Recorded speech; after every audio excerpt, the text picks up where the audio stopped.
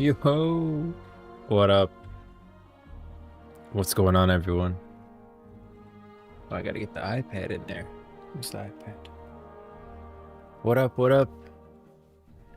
We are gonna go through today Demacia's top 10 potential raid bosses for the Riot MMO. Demacia was a little harder to do. You know, on the Shadow Isles, I can get a freaking top 20 list, top 30 list for raid bosses for the Riot MMO. Demacia is pretty much a good place. Where did I rank Demacia on my survival guide? Where did I rank it? I should probably take away the nav part, but whatever. Yeah, I ranked it 12. Demacia is a good place. You'd want to be in Demacia, as long as you're not a mage.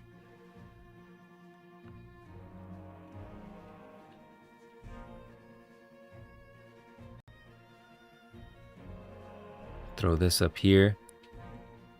Who do I want, Garen or Lux, to be the mascot for this show today?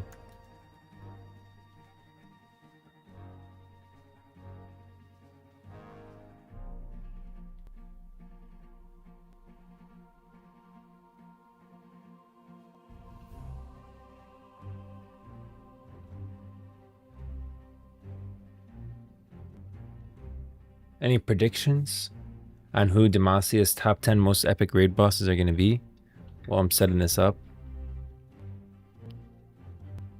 I always try to open Wild Rift before. I don't know why Wild Rift always has a patch. There's always something to download whenever I open Wild Rift. Did you guys see the new Wild Rift model for Mordekaiser? I got a Twitter post on it. Where's my display? There was a Twitter post. I'm pretty sure I bookmarked it. Or was it TikTok? Darkens were more interesting than these. Was a limited small number of them. Darkens were more interesting when there was a limited small number of them. I don't think that makes a difference. How many there are doesn't make something interesting. It just makes something rare. Wow, that's silly. There's only one of you guys. You're an individual, so you're always interesting. Aren't they adding new champs to Wild Rift as well? Yeah, they are. Wild Rift, guys, Wild Rift hits, okay? Honestly, if you never tried Wild Rift, don't fall for everyone saying it's a gacha game. Everyone saying it's pay like, oh, it's not like League of Legends. It's the same thing, okay? They sell skins. They just do a bunch of like little passes and stuff and everything. But in terms of an actual game, guys, don't sleep on it. Wild Rift is fun. You get all the champions, by the way. You log on, all the champions are unlocked, and you can play with anyone you want. I'm pretty sure, if I remember correctly, right? Or no, maybe not. Maybe not. I might be wrong there. I think I keep trying to play, but I can't get any more for some reason. It takes a while. It takes a while to get a game. But yeah, if you never played it, I really recommend just log on and try it. Don't be sleeping on Wild Rift. Where is it? Let's go Lux. Lux is good for Demacia. Man, I love the tavern style music that plays at the beginning of the streams. It makes me feel like I'm in Iseke. I don't know where that is. I don't know what that is. Isekai is a Japanese subgenre of fiction found in anime, manga, and light novels where a protagonist is suddenly transported to or reincarnated in a new, unfamiliar world, typically a fantasy one, with magic and video game-like elements. That's how that makes me feel too. I love the Tavern Legends of Runeterra theme. That's why I made it the intro. And then I made like, I think part 3 of it as the outro. They cook with the skins, yeah. I don't know if they put it on here yet. Let's see. It's from Mordekaiser.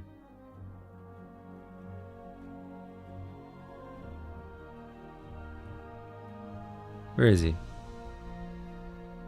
Oh, what am I doing? He's up above. Mordekaiser. Oh, how do I click on all of this? Mordekaiser. There we go. I don't think his skin's on here yet. I just saw it. The animations and stuff. Hey, damn. Yeah, they don't have it on here yet. There was a new one that came out that looks so good. Even I was like, damn, it's a fire skin. You know, if I was just chilling on cash, maybe. That's a far maybe, because I've never bought a skin in my life, but maybe.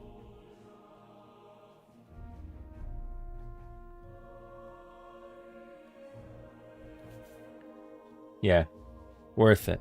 Worth a try. Not sponsored, by the way. My whole goal is just to get you guys to play Wild Rift. That's why I throw a skin up. Alright, Riot MMO Demacia's 10 most epic raid bosses lore deep dive. Can you guys guess where this picture's from, by the way? I obviously edited it a little bit, but can you guess where it's from? Have you watched enough League of Legends to know where this image is from that I edited a little bit? Well, I didn't, AI edited it, but I gave it instructions. If someone can guess it before the end of the stream, I don't know if I can even give channel points yet or not. Top 10 potential Demacia raid bosses for the Riot MMO. An introduction to Demacia's dangers. Demacia, like I said, was very difficult. For some reason, Shadow Owls, I can get 20 raid bosses. Even Targon. It was like my list came through like that. Demacia, I had to think a little bit. Demacia is a realm defined by contrast. It is a land of shining white walls, unwavering justice, and martial pride. Yet beneath this veneer of perfection lies a growing paranoia, a deep-seated fear of magic and ancient horrors that stalk the hinterlands. This is where Demacia is located, right over here. Yeah, the main Demacia cinematic. That's the scene before Garen gets hit by the huge boulder launched at them. Yeah, that's from Warriors. Silas or some kind of mage launches a boulder at him and he goes flying. And I was like, he was already running. I was like, make him more scared. Add a dragon. Make it breathing fire. And then ended up making that. And I was like, oh, that's exactly what I was hoping for. Oh, wait. First, I was like, okay, have him turn around, have him facing the camera more. And I was like, make him scared. And it kind of made him scared. I was like, make him terrified, like something's about to eat him. And then it came up with that. And I was like, I had a fire being dragon. And then it added that. It's like, perfect. Thank you. For players in the upcoming Riot MMO, Demacia offers more than just political intrigue and the ongoing Mage Seeker conflict. It is a region teeming with powerful entities, from zealous protectors and ancient dragons to primordial demons that defy comprehension. Here we speculate on the top 10 potential raid bosses that might await adventurers in the kingdom of Demacia. Also, I would even refer to it as the kingdom of Petricite. Demacia's history is intrinsically linked to the fear of magic. Founded by refugees fleeing the cataclysmic ruin wars, the kingdom was built upon Petricite, a white stone that dampens magical energy. The material forms of the literal metaphorical walls of the nation. As described in the official Demacian region page, a strong, lawful kingdom with a prestigious military history. Demacia's people have always valued the ideals of justice, honor, and duty most highly, and are fiercely proud of their cultural heritage. But in spite of these lofty principles, the largely self-sufficient nation has grown more insular and isolationist in recent centuries. This isolationism, combined with internal strife following the death of King Jarvan III and the rise of the Mage Seekers, has created a climate of fear and uncertainty. It is in this climate that the dark things fester and where heroes will be needed to confront threats both within and without. Now Demacia is a kingdom in turmoil, and all the Petricite in the land will not protect Demacia from itself. What AI did you use on this, by the way? I used Gemini Banana. It's pretty good. I think it did a pretty good job. I've been using it. I didn't use it for that, but I've been using it for like a couple. Not these. Like if you just see like the art, you know, or like art and text, those I'm not using it for. But like if you see like a character look a little different in the image, it's because I just gave it the image. Whenever I try to tell it create an image, it doesn't do a great job. But if I give it an image and say make this character this, like a little difference, then it does a pretty good job. All right. Demacia raid bosses. Number 10, the Blood-Cursed Harpies. Now, this could be a raid, this could be a dungeon, but there's going to be something with the Blood-Cursed Harpies in Demacia. The wilds of Demacia are home to more than just bandits and wolves. Strange, supernatural afflictions exist, turning mortals into monsters. The blood-cursed harpies represent a visceral and tragic horror lurking in the forgotten corners of the kingdom. The flavor text and Legends of Runeterra card Blood-Cursed Harpies reveals a harrowing account found in a torn satchel. Kian, if you're reading this, I'm hopefully dead. I can't control what's happening to me. The blood under my nails won't wash off. I'm so itchy. I scratch and scratch, but nothing helps. It hurts. I just want it to stop. If I'm still alive, somehow, promise me you'll stop trying to find me. I would ask for your forgiveness, but I don't deserve it.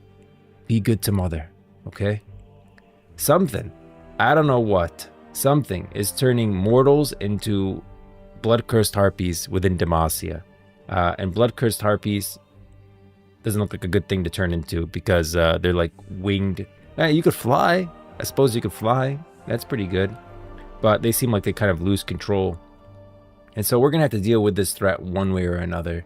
The blood-cursed harpy threat in Demacia, I think it has something to do with like a magician, like some kind of mage is turning mortals into blood-cursed harpies. A mage that's like upset with Demacia and the way that their like politics are imprisoning mages and force them to drink petricite, right? There's bound to be a couple mages that are pretty upset with Demacia.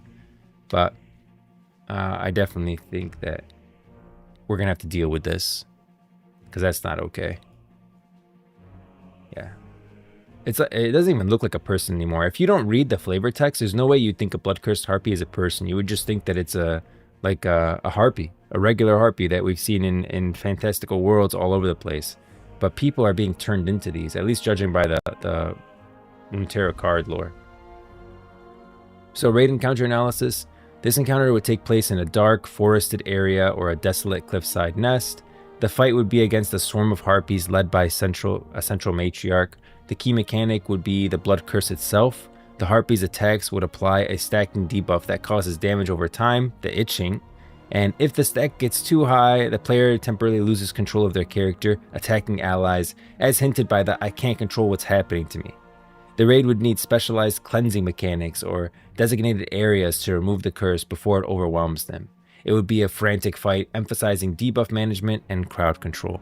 I thought that, when I read the card, I thought more about the raid fight than I did the actual, like, could it be a raid boss? I think Blood-Cursed Harpies will be maybe a dungeon, or if you want to turn it into a raid, you have to flesh out that character more. Whoever the mage is, that's turning mortals into Blood-Cursed Harpies.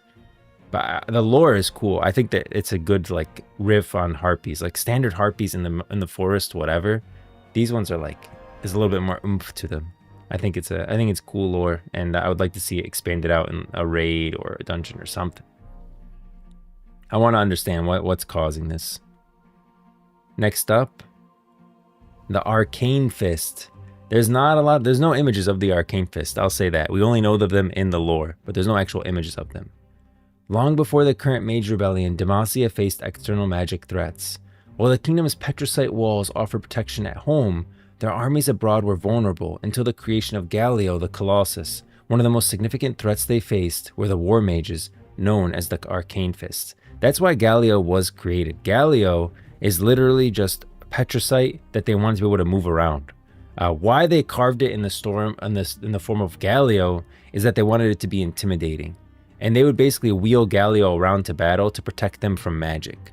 That's literally what Galio is, like a giant stone. You could think of it as a block, and they just wheeled it off to the next war-torn area, wherever they had to go fight.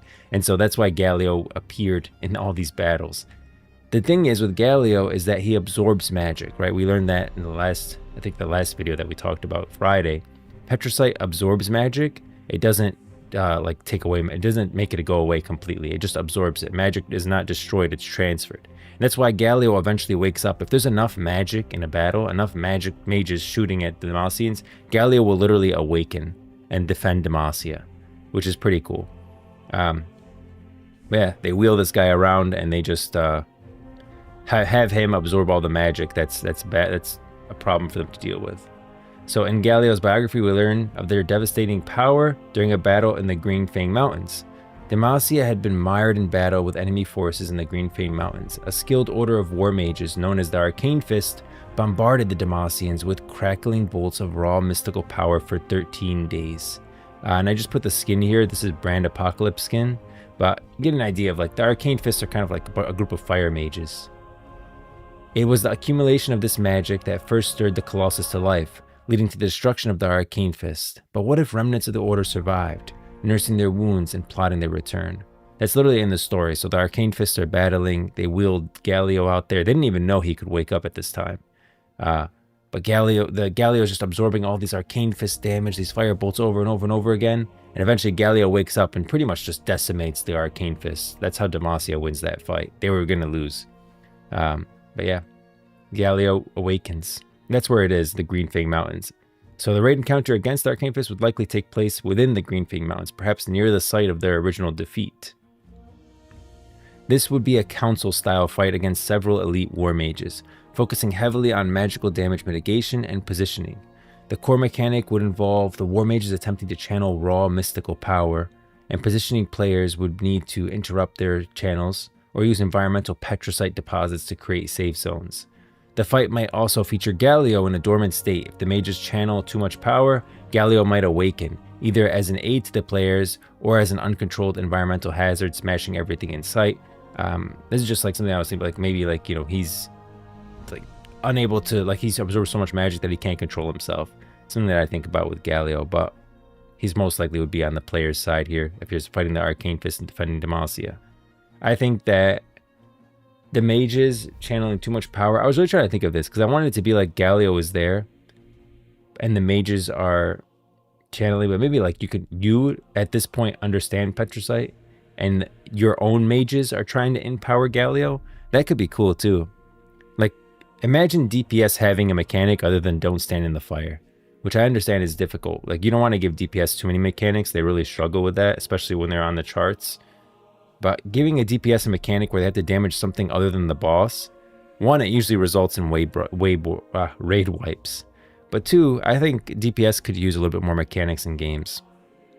There was one fight in World of Warcraft where like a DPS had to go and run this gauntlet kind of thing. That was pretty cool. That was back in what was it called?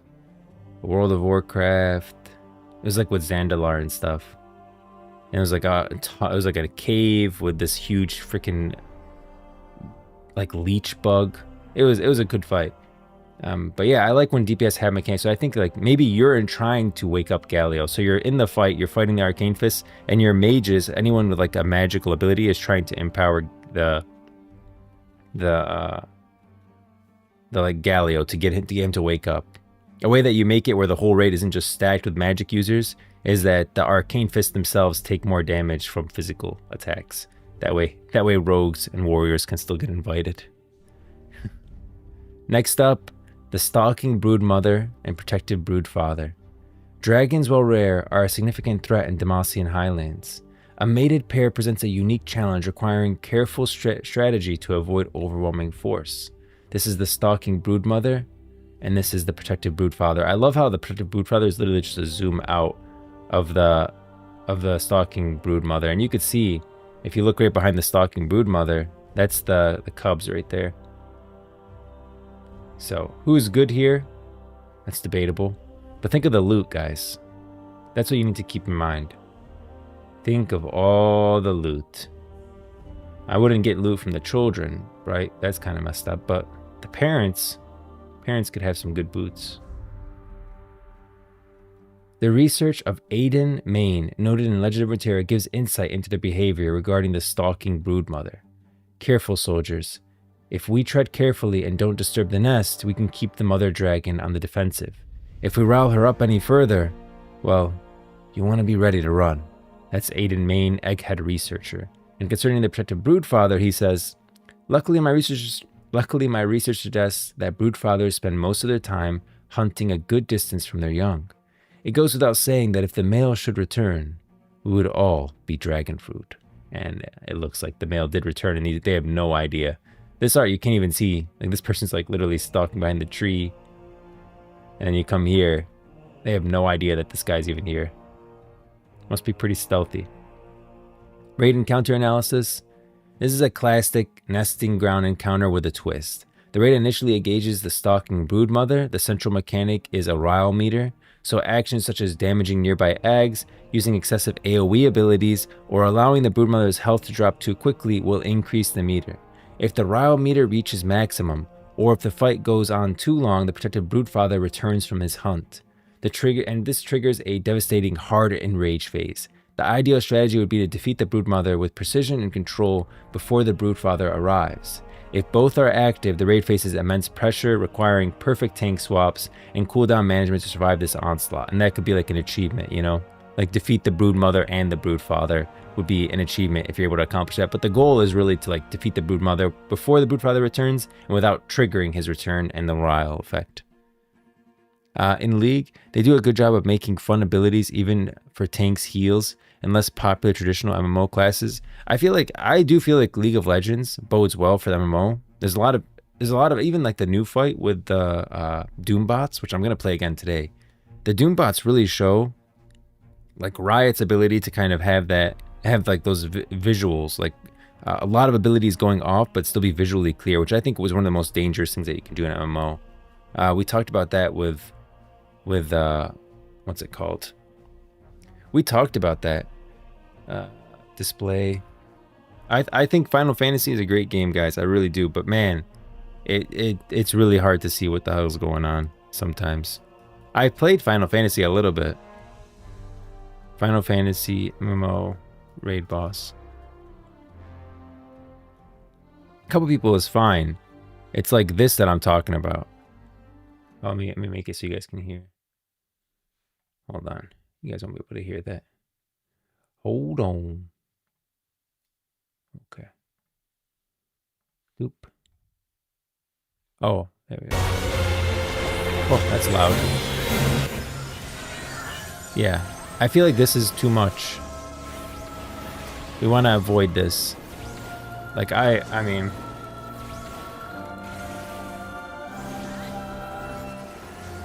This is too much.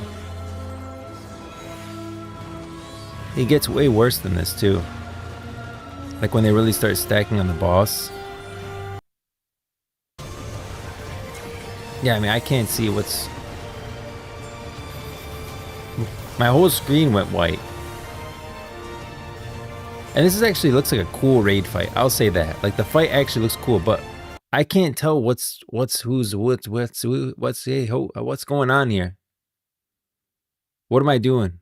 Or what's my ability? What am I doing? Like, where's my... If I'm shooting a fireball at a mate, at something, I need to be able to see it. And I understand the ability needs to be cool and impactful and big. But at the same time, it can't take away from everyone else's cool impact. It has to be at least small enough that everyone's abilities are visual. This just looks like everyone is freaking throwing grenades at her the whole time. You can't even see his character. Like, this ability is really cool, right? Look at this one. The red circle with the beam coming down. Awesome ability. Awesome ability. But it's just, look what it does when you have a big group. And this isn't even a big group. I would want to see like 30-man raids. So, you know, don't do that. I don't think it's worth it. So I think League of Legends with the Doom bots, which I've been playing a lot of, really does show like how Riot can handle kind of making your abilities visually clear in a group setting where everyone's attacking the same mob. Because League of Legends abilities are very visually clear. It's a big point in League of Legends that, you know, you have to see it anyways. Like, especially if you're hitting mobs trying to get last hits, you really want to see and make like, did I get the last hit? You know, watch it travel. So they do a good job with it. 2x KO, another example. There's some abilities there and it's pretty clear. Yeah, Wild Rift is clear as well. But Wild Rift is basically League of Legends on mobile. It's an important thing. Next up, surprisingly, guys, number 7 is the Mage Seeker Order and Lord Eldred. I put it number 7 here. The Mage Seekers are the embodiment of Demacia's institutionalized fear of magic. Founded to protect the kingdom from the arcane chaos of the Rune Wars, they have become an oppressive force, rooting out magic wherever it hides. The Mage Seeker's handbook, quoted in Legends of Runeterra card Mage Seeker Insider, states their purpose. This guy is literally a mage, by the way, that's like working with the Mage Seekers, which is not uncommon. Mages do work with the Mage Seekers. picture like someone that's just been waterboarded and like tortured, in most cases at least. Silas originally worked for the mages, for the mage seekers, before he was imprisoned. So it's like considered, you know, oh wow, you know, you're actually helping Demacia, and so it's a good thing. Long ago, the wild magics of the Rune Wars brought all Runeterra to its knees. Thus, our order was created to protect our kingdom by ridding it of magic, whether abroad or within. Leading this order, or at least a significant faction of it, is Lord Eldred, a man of caution and authority. This is him. Lord Eldred is right here. That's Lux, and that's their aunt. Lux's aunt Tiana. In Legends of Runeterra, his flavor text reveals his nature. I couldn't help but overhear your fervent whisperings, dear wife. I advise you to exercise more caution when discussing family matters in so public a place. You can never be certain who might be listening. And I've always taken this impression of in life, like if someone is super afraid of people, let's say you're super afraid of people just randomly pushing you. That means that you're just randomly push someone. You know what I mean? So if you're afraid of like someone overhearing a conversation, that means you probably listen in to other people's conversations a lot because it's top of mind for you, because you do it. You know what I mean? That's how I always think. And then like this seat behind them, we can see it playing out in the Tiana Crown Guard Legends of Runeterra card. You can see that art behind Tiana. Same art here. And it's like the same positioning. This is Lux talking to her Aunt Tiana, and it says, our house has bled for this realm. You'll not throw away this family's honor for a few tricks of light. That's because Lux is a mage. Lux is actually a light mage. So she's telling her, you know, you're not doing this. You're not going to show your magic. Just like, don't tell anyone you're a mage and be a good girl. So that's what their discussion is. And then it seems like Lord Eldred knows that she's a mage and is telling her to like go discuss it in somewhere more private. In League to do it. But that UI looks so ugly, man. Yeah, I don't think Final Fantasy does a great job with like the UI or the visuals. MMO's issues is the devs think they have more abilities the better. But it's usually better to have fewer abilities that are more dynamic and have combinations with the other abilities. Yeah, I don't think more is better. I think it's about having a couple good abilities that especially if you do action combat, then those abilities can be, you know, adapted or whatever, changed based on, like they feel more than just pressing a button. If you're just gonna press a button, it's all tap targeting, then you do need a couple abilities to make it feel like at least you're doing something. The thing is, even in World of Warcraft, right, I would have, you know, 100 freaking abilities, but I'd only really use 5. The rest of them were like a 1-minute cooldown, 2-minute cooldown. Maybe I'll use it every once in a while. But yeah, you mostly just use like the 5 abilities. So you can have those 5 abilities with maybe a couple trinkets. And I think that's enough. Whenever I see Mage Seekers, I'm reminded of how much I hate how Riot applied black and white to the supposedly complex issue. But it's very complex. I don't think it's black and white at all. The Mage Seekers were corrupted by the Black Rose. They were corrupted from the inside and twisted. The original goal of the Mage Seekers, let's say, was to protect Runeterra. Well, they weren't called Mage Seekers before, but their goal was to protect Demacia from any event of the Rune Wars, right? Like to stop Demacia, protect Demacia from like an event like the Rune Wars again. But they twisted it, right? Instead of being protection, Demacia as a place of protection from the Rune Wars, it became a place of protection from magic entirely. Matrixers still want the best for Demacia rather than being comically evil, but I think they do. Their idea of what's best for Demacia is just wrong, right? Like, I don't think even LeBlanc, as evil as she looks to us, what has she really done? Like, okay, she's imprisoned a demon, Atakan. She's definitely been a part of like the killing of King Jarvan III in Demacia, but Nox and Demacia are enemies. She's been a part of the killing of Ambessa Medardas and Mel Medardas, a couple family members, but you know, the Medardas are not easily controlled and they'll do their own thing. She was a part of Swain's execution in Ionia, but they're competing for power in Noxus. She has, what else did she do? She's manipulated Xin Zhao into going to Ionia and bringing... The thing about LeBlanc, she sent Mordekaiser back to the afterlife, and his whole goal is really to stop Mordekaiser from ever returning or prevent, or if he should return, be powerful enough to stop him. Like, I think she honestly fears Mordekaiser in some ways.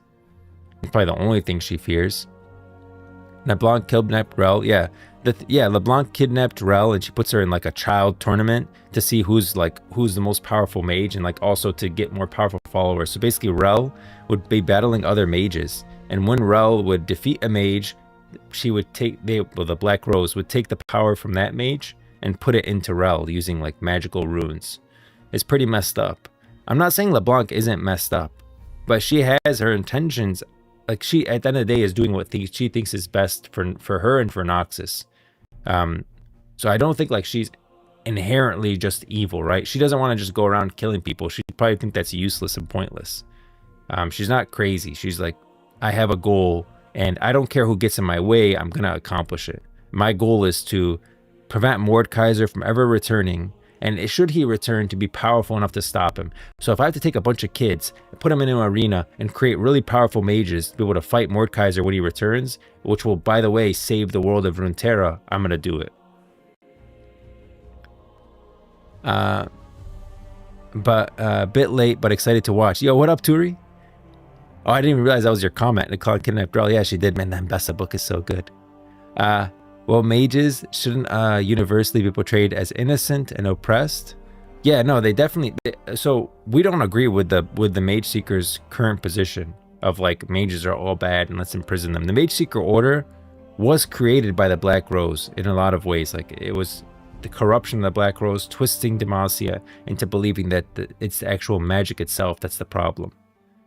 And then, you know, the Mage Seekers have been further infiltrated and further corrupted and going farther and farther and farther. So the Mage Seekers are definitely a corrupted group, you know? But the people of the Mage Seekers don't believe that they're wrong. And I don't know if it's as black and white as like, I don't know. I understand what you're saying. Like, it's black and white, like the Mage Seekers are genuinely bad. But that's because they were corrupted from the beginning. Is it black and white? I'm starting to think now, the more I think about it, it kind of is. Because while the Mage Seekers were corrupted, they were corrupted from the beginning. They're literally called the Mage Seekers. I don't think the Order was even formed post, like, corruption. Post, like, the Black Rose infiltrating. And the Mage Seekers aren't like, I mean, they're out to protect Demacia. Demacians truly believe that if you do magic, you will incite another rune war. They've been corrupted that far. Like, they're within their own mind. Like, in the Lux comic, you see Garen talking about it. That you, like, Lux is talking about, is it worth, hold on. She's like, is it worth it? And he's like, you know, you don't want another rune war. Dang, Alexander, you know, you're actually making me think about it. It might be a little bit more black and white. Look, so Garen and Lux are chasing this girl after her. Oh, you guys can't see. So this is in the Lux comic. Garen and Lux are riding in the street. This mage shows up and they're like after her. She's just running scared. Garen gets pissed, chases her down. I said, halt, mage. Freaking smashes her to the ground, sends her to jail. And he said, magic is usually inherited. Best to make sure no one else is afflicted. They'll like imprison her whole family. I'm sorry you had to see that, Miss Luxana.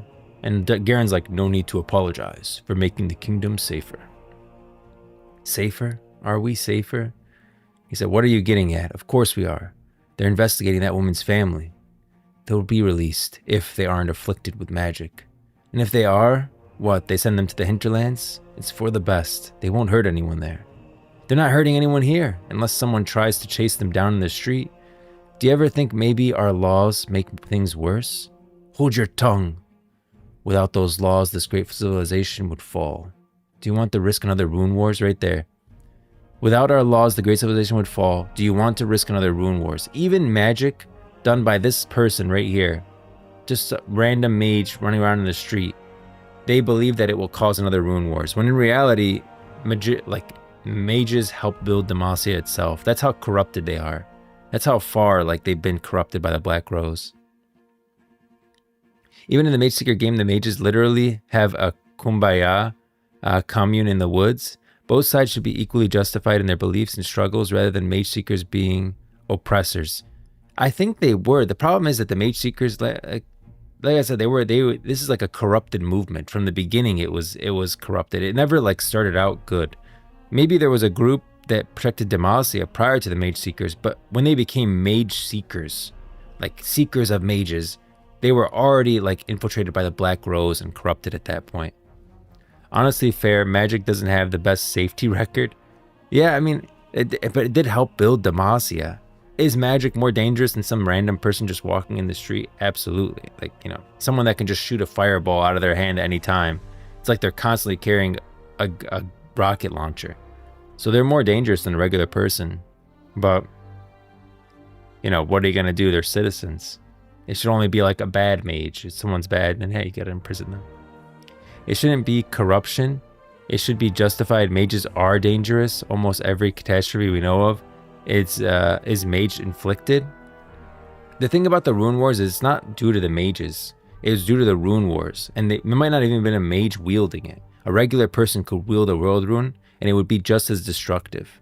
Because the World Runes are like magic on a nuclear level. They destroyed whole civilizations. I'm pretty sure this whole spot right here, see this like huge indent? Or even like this little spot, maybe like right here, off this like where it's like kind of separated little two pieces, is where Rise was looking out and sees that whole area destroyed in the Rise cinematic. For the Rune, where he talks about the Rune Wars.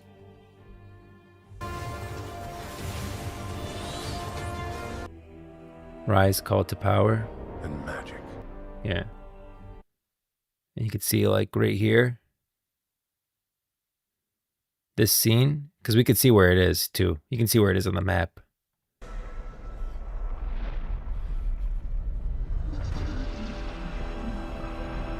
This could have been done by a mage or a non-mage. It's about the power of the World Rune that was dangerous. Naive.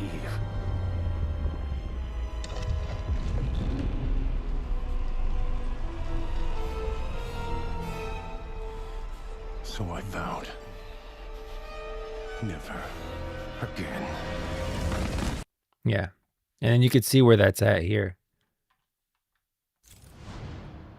Where is it? Call to power. Memories of destruction. See, it's like right here off the coast. So I think it's like maybe this little spot here or something. But the main thing I'm getting at is like, yeah, magic is, someone who can wield magic is definitely more dangerous than someone who does not wield magic. Just like someone with a sword is more dangerous than someone without a sword. There's more potential for danger. But you can't just like say that all mages are dangerous like the mage seekers do, no matter what.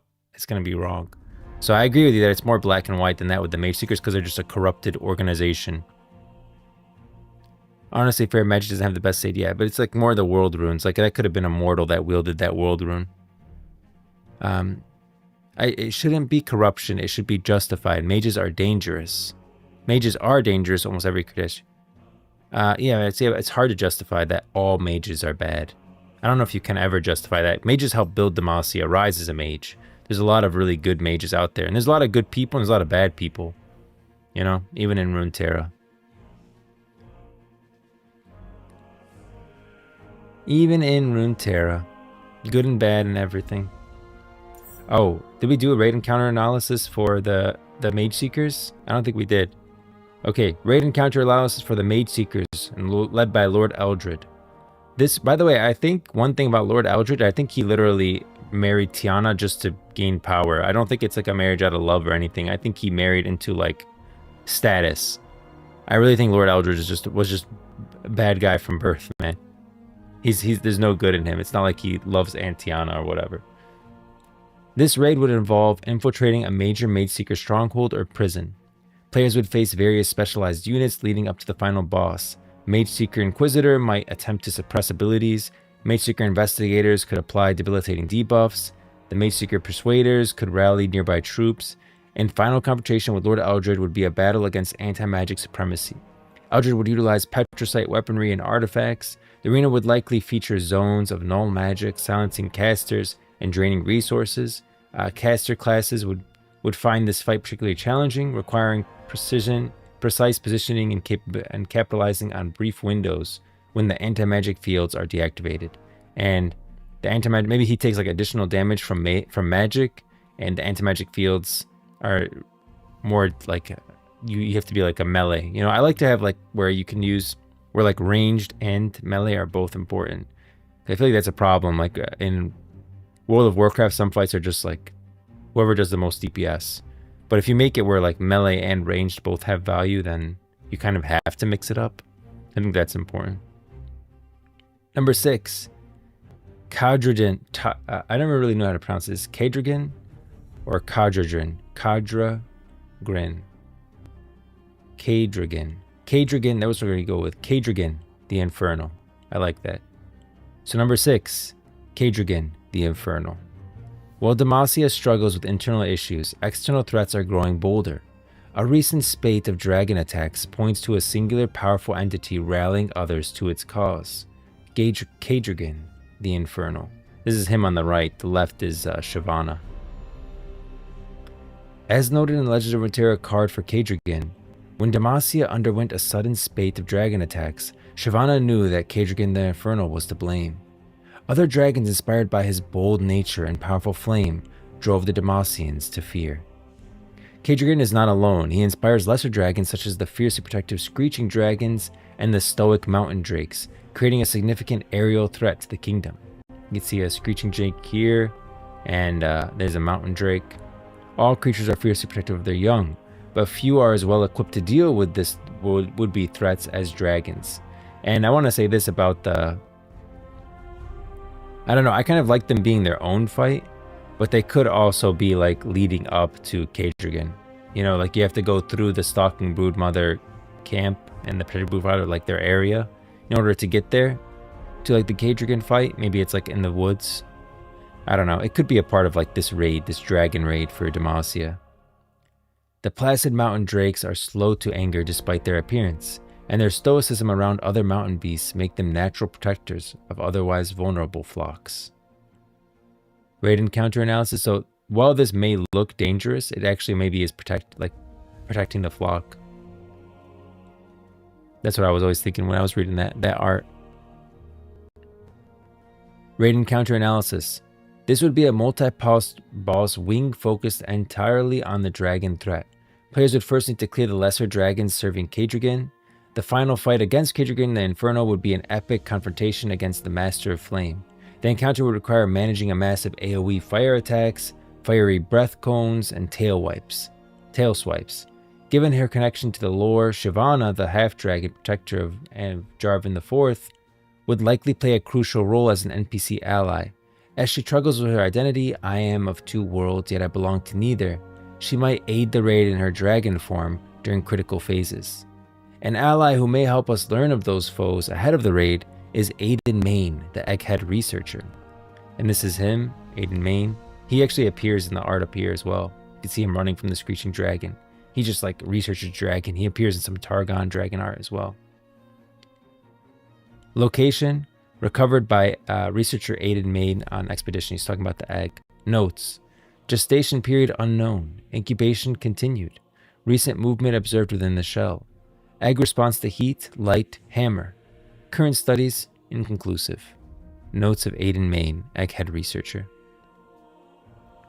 Flying mounts. Please be in the Riot MMO. I know WoW players hate this take, but I am confident Riot can make it work without taking away from the scale of the game. So here's my take on flying mounts, and it might be a hot take. It's not about the scale. So you can make the world, absolutely. You can make it scale and feel big. Oh, wrong one. You can make it scale and feel big. That's not a problem. Like just make the if you put flying mounts in the game from the start, the world can feel really, really big from the beginning. That's okay. And it will feel big. Like just they've already done that. Look at Dragonflight, you know? Dragonflight already doesn't feel small, and the world felt big with it. View, not view full screen. Where is it? View, zoom, large size, there we go. Okay, here's my problem. Here's my problem with flying mounts.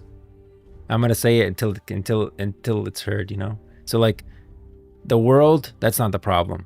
The main problem with flying mounts is that you skip everything. So if you're on a ground mount, you'll go, and then you see like, oh, this mining node, let me mine that.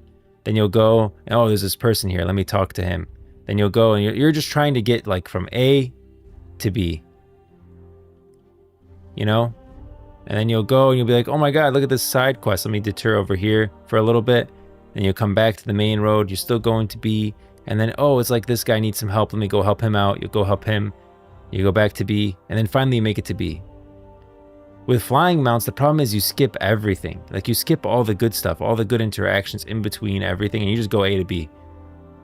That's the problem with flying mounts. It becomes like it's just a loading screen. You missed all the small details, all the little interactions in between. Like if you're mining, if you're out mining and you're just flying, you're just gonna fly to A, fly to B. You're mining all these nodes. Compared to if you have to run, like yeah, you might have to get into like a fight over here between the two nodes. Then you'll get to the second node. Okay, now let me mine over here. Then I want to go down here and try to mine this node down here. But you know, you get into like a little, like some enemies or something over here, and you accidentally pull them. And I'm aware that this takes longer, but I think that these interactions are really important for an MMO. I think that these are like some of the most important pieces of an MMO are this stuff, the stuff in between. And you lose that with a flying mount. It completely goes away. So you could make the world still feel big. That's not a problem. Like, absolutely, just design the world really, really big to scale. There'll be some open spaces that don't have a lot going on, but at least the world will feel massive. Actually, if you want the world to feel big, flying mounts are probably better for the world because you can make the world really, really big because people's travel time is so quick. Like, you can make Noxus and Demacia extremely far apart because in the day, a flying mount, you can just fly across to it. But you lose like what's something that's really important, which I think is like those interactions between people, which is why World of Warcraft's always taking it away and giving it back with like Pathfinder and stuff. And a bunch of other games, all of them end up doing the same thing. So my take, and I don't know if it's popular or not, but I don't think flying mounts should be in an MMO at all because of that. Because you lose the good stuff in the middle. And there are benefits to flying mounts. It's just not at the expense of like what I think is like crucial for an MMO, which is that those interactions, the random stuff that you're not expecting. Number 5, raid boss. But modern level design, thinking Elden Ring Shadow of the Ed Tree, and it's not so linear, even from A to B flying, so you can have those same encounters, but in the air, and more functioning things to explore. So with the air, you have multiple planes of existence. Like with the air, how do you do it again? Zoom, large size. With the air, it's not just about like you could have like those same interactions in the air, right? But at the same time, now you have like up, down, and left and right, and like this way, and this way, and this way, and this way. You can go any which direction. Like if I'm chasing someone in the air, they could go any which way that they want. If I'm chasing someone on the ground, they can either go this way or they can go this way, and that's it. You know, like you're on a level plane. They're not gonna get away from you as easily, and it's just easy. Like you can just fly away from someone here. It's very hard to catch someone. That's why they added the freaking netting thing that you shoot people up with a net. You know what I'm talking about? I use it all the time in World of Warcraft. Like shoot someone down. Like the Net-O-Matic. Let me see. And I know this because I used it all the freaking time, guys. So I know that this is 100% what I'm about to say is true. The Net-O-Matic.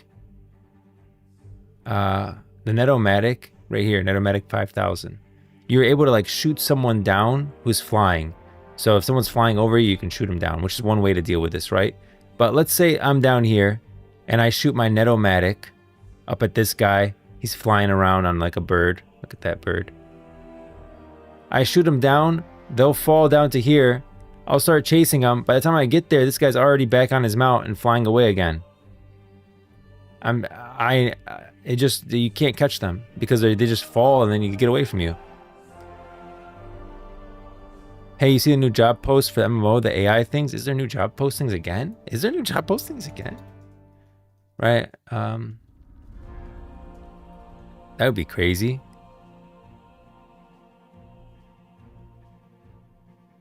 Careers.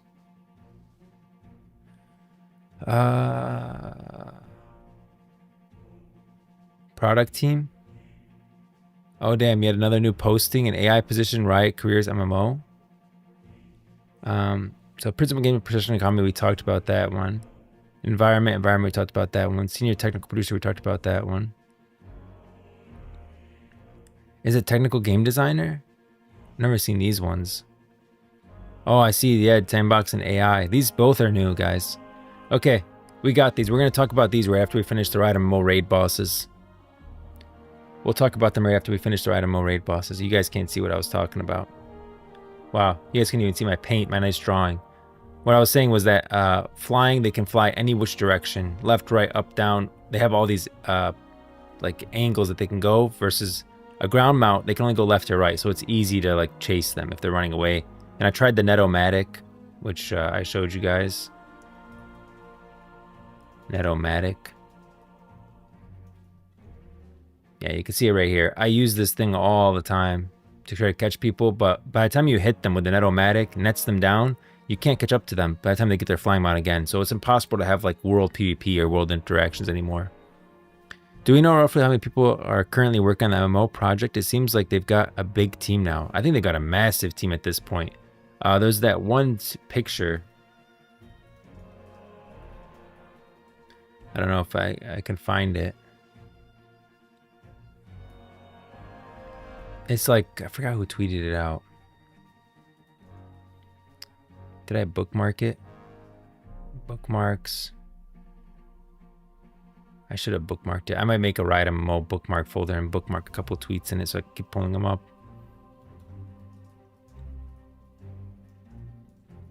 Let's see if it'll come up. News. I don't think it's gonna come up.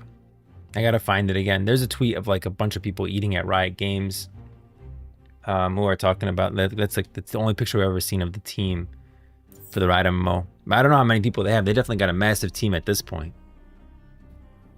But we're gonna talk about these roles. I'll read through them after this.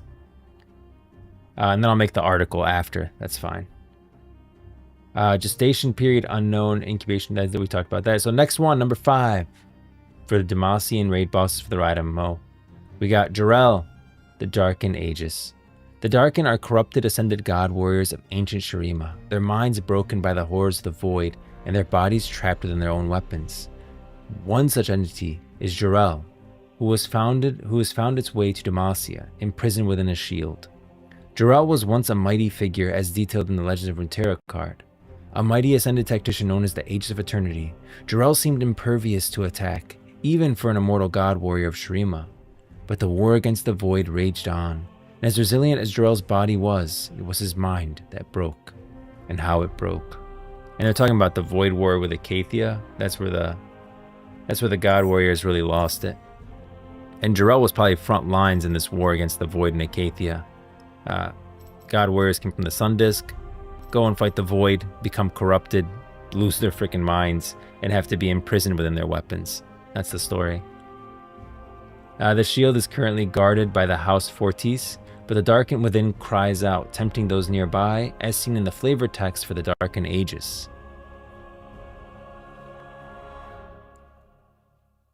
Let me lower this a little bit more. My son, listen now. That shield must never be touched. Long ago, it was gifted to our house on the condition that we keep it safe and leave it be.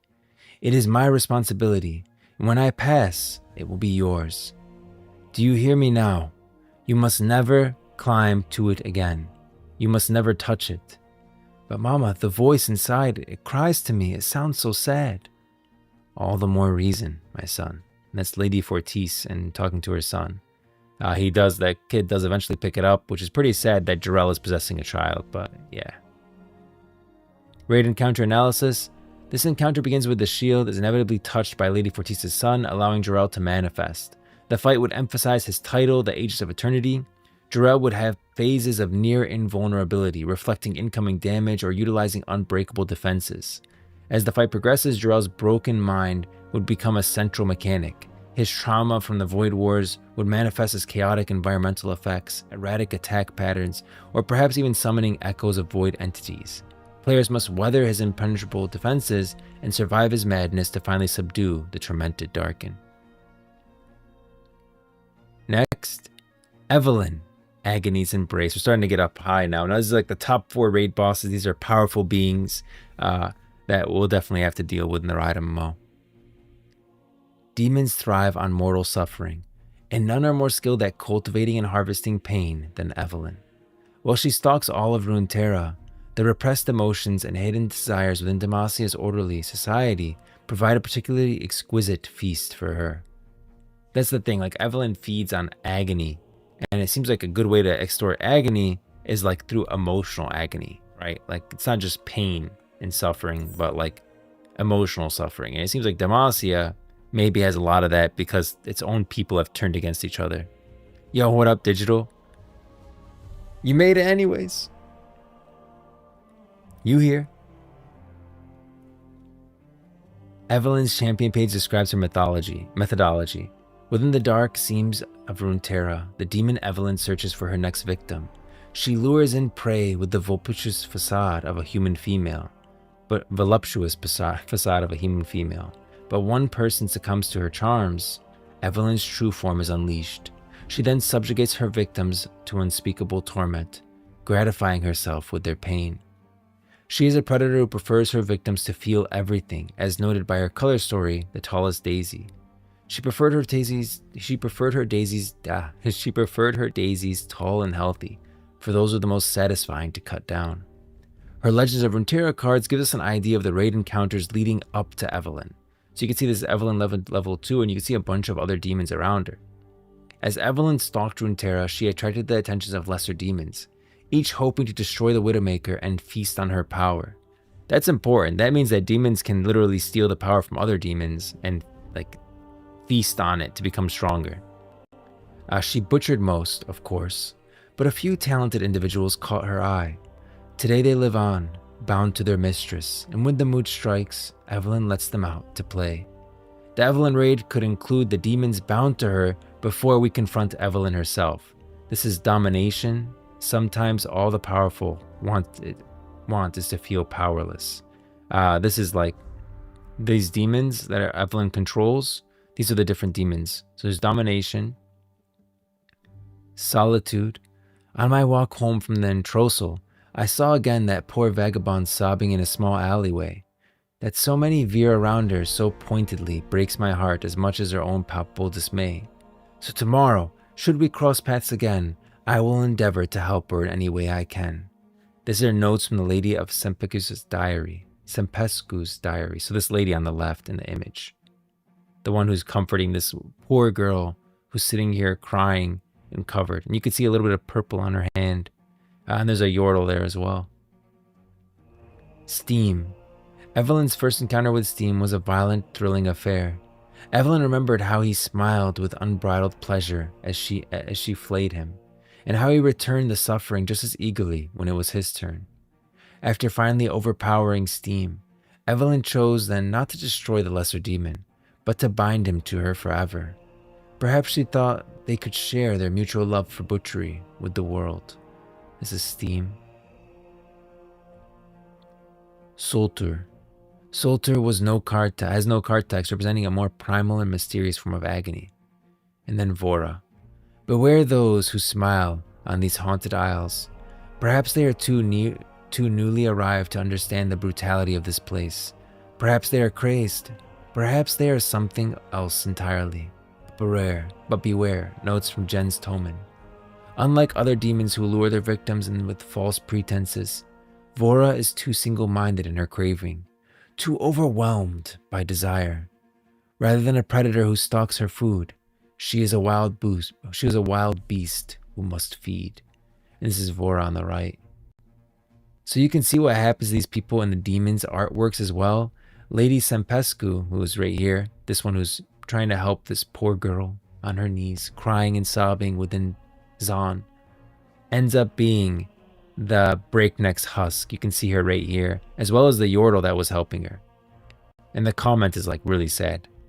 This is, look me in the eye, tell me I hurt you. It's Solitude. So these people in these artworks do not end up in a good place. It's pretty bad. There they all are. They become breakneck husks and just basically cannon fodder for Evelyn. Plenty of agony to go around in the League community. Playing a single game is enough to feed Evelyn for a while. Oh, jeez. Well, I think that they use solo queue as a fortune method for health. Jeez, guys. Jeez. Evelyn, the whole game is just designed to feed Evelyn, like Evelyn created League of Legends. Raid encounter analysis. A raid against Evelyn would be a psychological thriller. The encounter would likely begin in an opulent, deceptive setting, a noble's manor, or a secluded retreat. The fight would have two distinct phases. In the first phase, Evelyn uses her human facade, focusing on stealth, charm, and misdirection. She would attempt to isolate players, turning them against each other or charming them into inaction. Failing these mechanics would increase her gratification meter. This fight would definitely need to be, rated T for teen, just saying. Once her meter is full of her health reaches a certain threshold, she unleashes her true demonic form. This phase is a brutal assault, utilizing her lashes and shadow magic, where she summons her lesser demons to aid her, making the fight a desperate battle against overwhelming torment. So I would think like the raid would have you battle these different, you'd battle Steam, Solitude, Domination, Sulter, Vora. You'd battle them, but you wouldn't kill them. They would go back to Evelyn inevitably. And then you get to the Evelyn fight, you'd have to battle Evelyn and then have to deal with like these mechanics again. So Domination would come in for a moment, Solitude would be coming for a moment, like they'd resummon them, you know? What news about the Riot MMO? No news, we're going through lore right now. Lore for the Riot MMO. But we do have some, we do have some news for the Riot MMO. We're going to go through the technical game designers and AI. There's 2 new roles. So we do actually have news today for the Riot MMO. That's the raid encounter for Evelyn. Next up, Kael and Morgana, a united test. The Winged Sisters are the central figures of Demacian mythology. Born to the aspect of justice, Kael the righteous and Morgana the fallen embody the conflict between unwavering retribution and compassionate redemption. For years, they protected the fledgling nation of Demacia, but their differing ideologies eventually led to a catastrophic battle. The Canticle of the Winged Sisters, an epic poem lost in Hive Silvermere, describes this tragic divide. Kael and Morgana, sisters no longer, enemies eternal. On wings of gold and jet, yet they fought. Their mother's blades clashed in fury, clouds of flame with fire and ruin. Their conflict climaxed in a battle that resulted in the death of their father, causing Kael to abandon their mortal realm and Morgana to bind her wings to embrace humanity. While they are currently separated, legend speaks of their eventual return. If a threat great enough endangered Demacia, the sisters might be forced into an uneasy alliance to test the worthiness of the modern heroes. And we've seen Morgana test Silas also in Mage Seeker. So I think like a threat great enough to Demacia, like Evelyn and Fiddlesticks, may bring like the Winged Sisters back together to protect Demacia again, only from a demon threat. Oh man, Evelyn's so bad. I wouldn't mind her eating me, to be honest. I mean, that's the problem. That's how she gets you. Evelyn does use a lot of her particular assets, you know, to lure in her prey. That's her whole thing. So, just speaking about the lore, that is the case. Pull up Galio for a bit. Let me pull this up.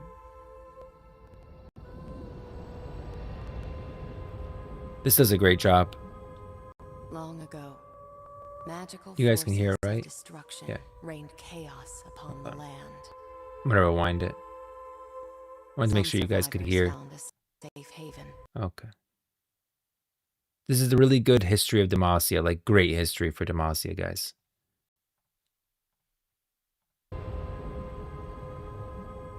Long ago, magical forces of destruction reigned chaos upon the land. Some survivors found a safe haven, a secret place where magic was dampened. A forest of stone trees that seemed to repel the worst evils of the Rune Wars. This is Morgana talking, by the way. Safe at last, it was here that these refugees founded Demacia. They harvested Note the mage in the petricite background. and built cities that would keep everyone safe from the magical horrors outside their walls. See Kael and Morgana coming together to defend Demacia. Here, magic was harnessed for good. Mages used their powers to make the city stronger.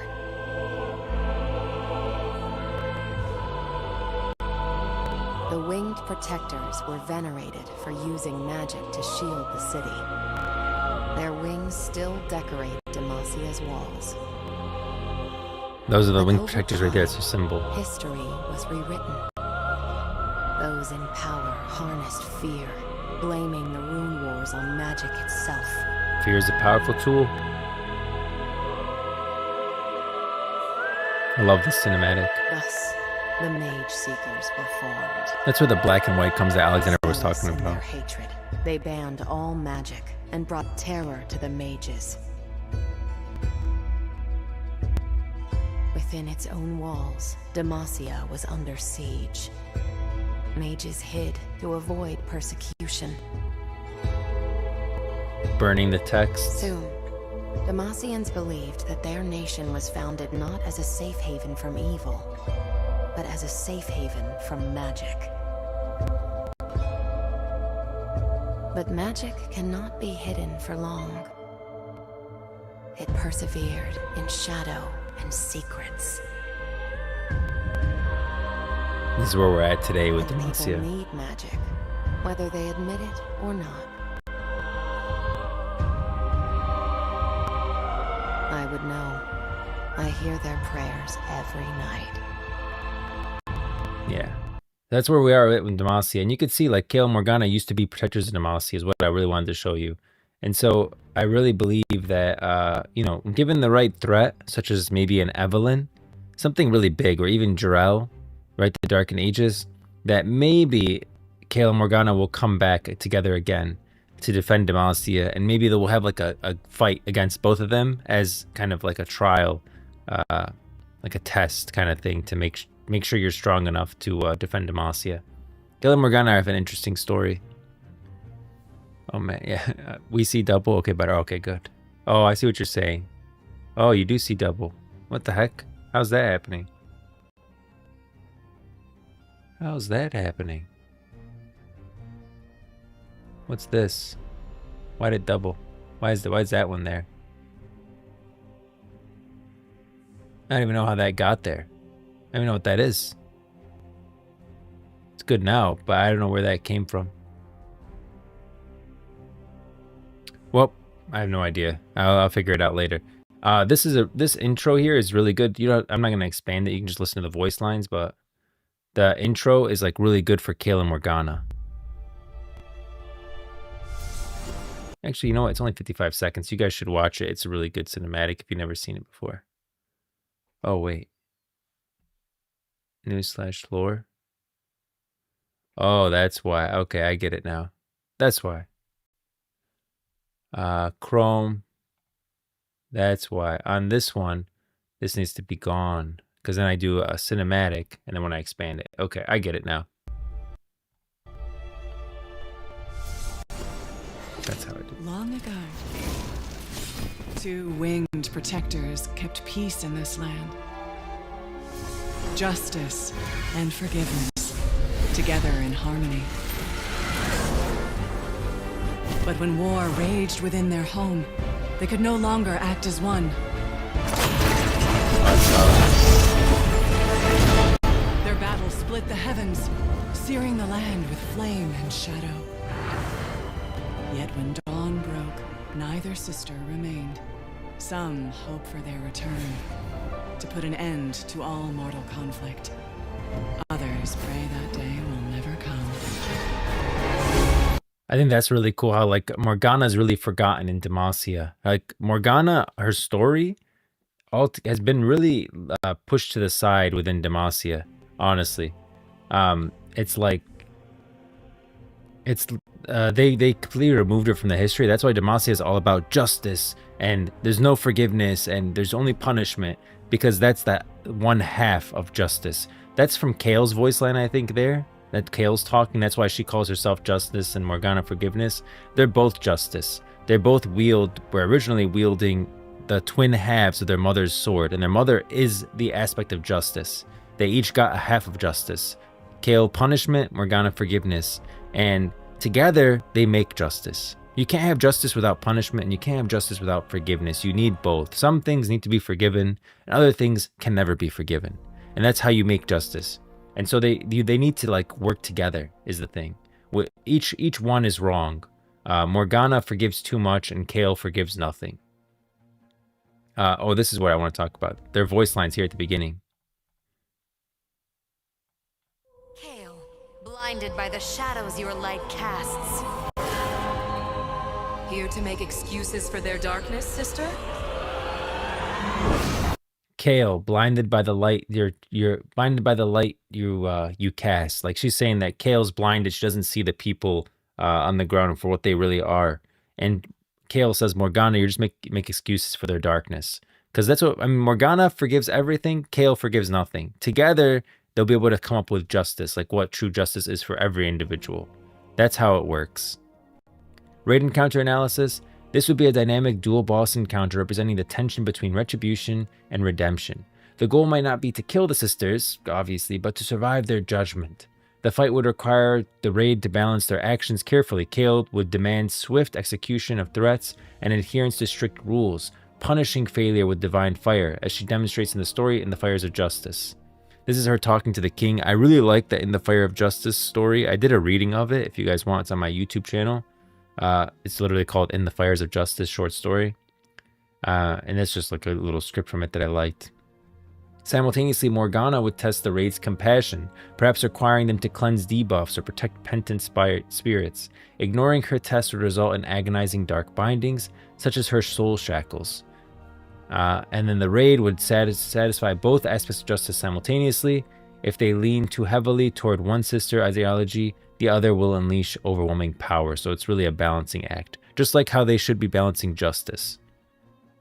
And then number 2, Mahita, the aspect of justice. Mahita is actually not dead. A lot of people think she's dead because that her sword falls and splits, and that's how Morgana and Kale get their power. But she does appear in a future alternate reality timeline that could happen, could not, with Zolani. So she's not dead. She is actually alive. She's just in Targon. Before Kale and Morgana, there was Mahita. We don't actually know why her sword fell though yet, or why like her sword split and went to Kale and Morgana. Maybe it was like a gift from her. She just needed a break, I guess. Before Kale and Morgana, there was Mahita. During the height of the Rune Wars, Mahita and her husband Kilam climbed Mount Targon seeking the power to save their people. Mahita was chosen as the vessel of the aspect of justice. At the mountain's summit, she was chosen as a divine vessel for the aspect of justice, wielding a sword that blazed with a fire brighter than the sun. Mahita became a fearsome warrior, far greater than any mortal, but her divinity eventually overshadowed her humanity.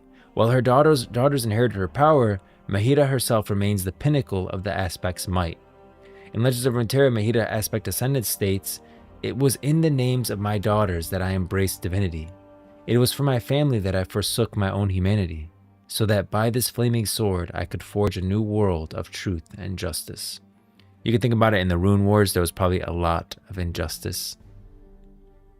Maybe the new Darkened Champ LeBlanc is cooking up as a threat. Well, I think that one might be more in Ionia, but definitely, like, I'm thinking, like, yeah, like that kind of level threat, that big and that scary of a threat, could bring Morgana and Kale back together in Demacia. It really could. Atakan. Atakan's the demon. The Darken would be, what's his name? Zahin. But, Zahan or something like Zahin or Zahan. But yeah. Some revere the aspect as gods. Others see them as messengers from the realm beyond. Still others fear them, and perhaps rightly so. That's from Lorekeeper Skynen. So raid encounter analysis for Mahita. As the embodiment of the aspect of justice, Mahita would be one of the most powerful celestial encounters in the game. The fight would likely take place in the celestial realm or atop a sacred peak linked to Targon. Mahita would wield the original unbroken sword of justice. The encounter would be a spectacle of blinding light and celestial fire, and the primary mechanic would be the scales of justice. Mahita would constantly judge the raid's actions. Players who deal excessive damage, fail mechanics, or even those with a history of unjust actions in the game's narrative might accrue guilt. If the scales tip too far, Mahita unleashes a raid-wiping wave of divine fire. It is a fight against the literal god, demanding perfection and righteousness. It's a really good fight for weeding out like bad players, you know? You'll know if people need to be kicked from raid. kicked from the guild based on this fight. Where's this? Last one, guys. And then we'll go to the Riot MMO roles. Fiddlesticks, the Ancient Fear. Number 1 on our list for raid bosses for Demacia. If Fiddlesticks is going to be a raid boss, he's going to be in Demacia. Something has awoken in the Demacian hinterlands. It is not a mage, nor a dragon, nor a celestial aspect. It is something far older, far worse. It is Fiddlesticks, the Ancient Fear, a primordial demon drawn to the rising climate of paranoia in Demacia. Think about it, Fiddlesticks feeds on fear. Imagine you're a mage in Demacia, hiding out, hoping that you don't get caught, right? Hoping that no one catches you and turns you in to like the mage seekers. Imagine the fear you would feel for that. I think that that's where Fiddlesticks comes into play, and that's why Fiddlesticks really thrives in Demacia. Fiddlesticks biography. An entity so utterly alien that it defies almost all contemporary knowledge of magic. So impossibly ancient that it has always been. The terror of all living things given life in the first terrible scream of creation. A demon before demons were known. That's Fiddlesticks. He's like one of the 10 demon kings, one of the primordial demons of all demons. Like he is a demon king in a lot of ways. It really is. Like when you say the 10 demon kings, he is a king. He is fear. Evelyn feeds on agony, okay? Not as broad. That's how demons work. The higher you go on the demonic chart, the more broad what they consume is. So, for example, Nocturne feeds on secrets. And he's under like the fear tree, so maybe he feeds on the fear of secrets, or that's Raum. Raum feeds on secrets. Nocturne feeds on like nightmares. So Nocturne is under the fear tree, and Nocturne feeds on nightmares, so maybe the fear of nightmares that you feel within a nightmare. Compared to Fiddlesticks, Fiddlesticks will feed on the fear of nightmares, the fear of secrets, the fear of freaking animals, the fear of bugs, whatever. Fiddlesticks feeds on it all, which is why he's so powerful. It stalks the edges of society, mimicking the voices of the dead, turning entire villages mad before slaughtering them. I want to say this. They talk about Fosbarrow here in this cinematic. Fosbarrow was actually Fiddlesticks, but the Mage Seekers blame it on mages to continue pushing fear within Demacia, the fear of mages. In reality, it was actually Fiddlesticks that did it.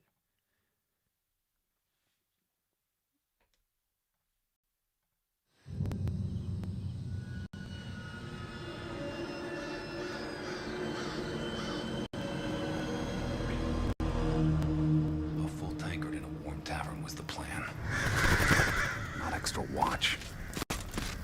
Whole countryside's on edge after Fosbarrow. Yeah, filthy mages. They show up here, and I'll come. Tedric? Hey, Tedric!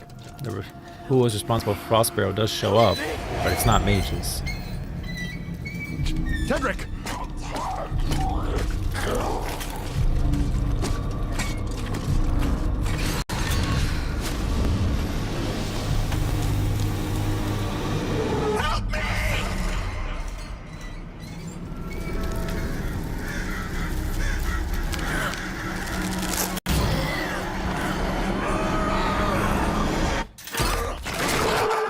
Jeez.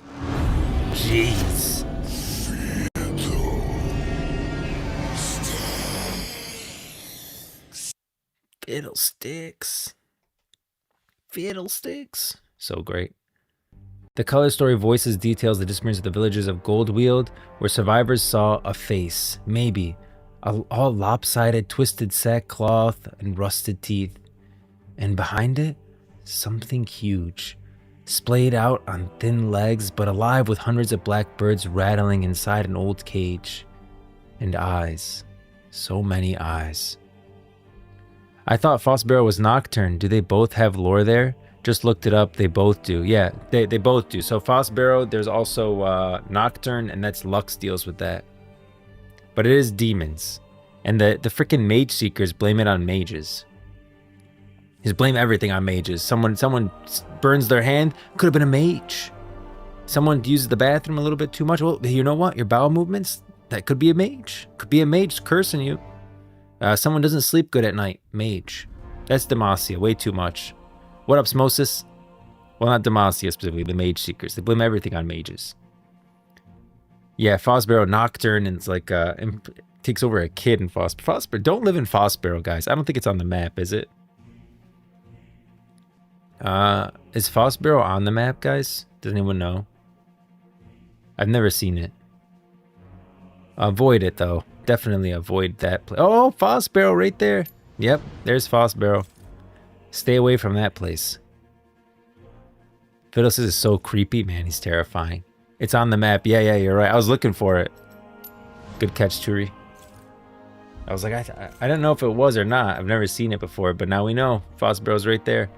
Is that where... I think that's where Lux and Garen are from.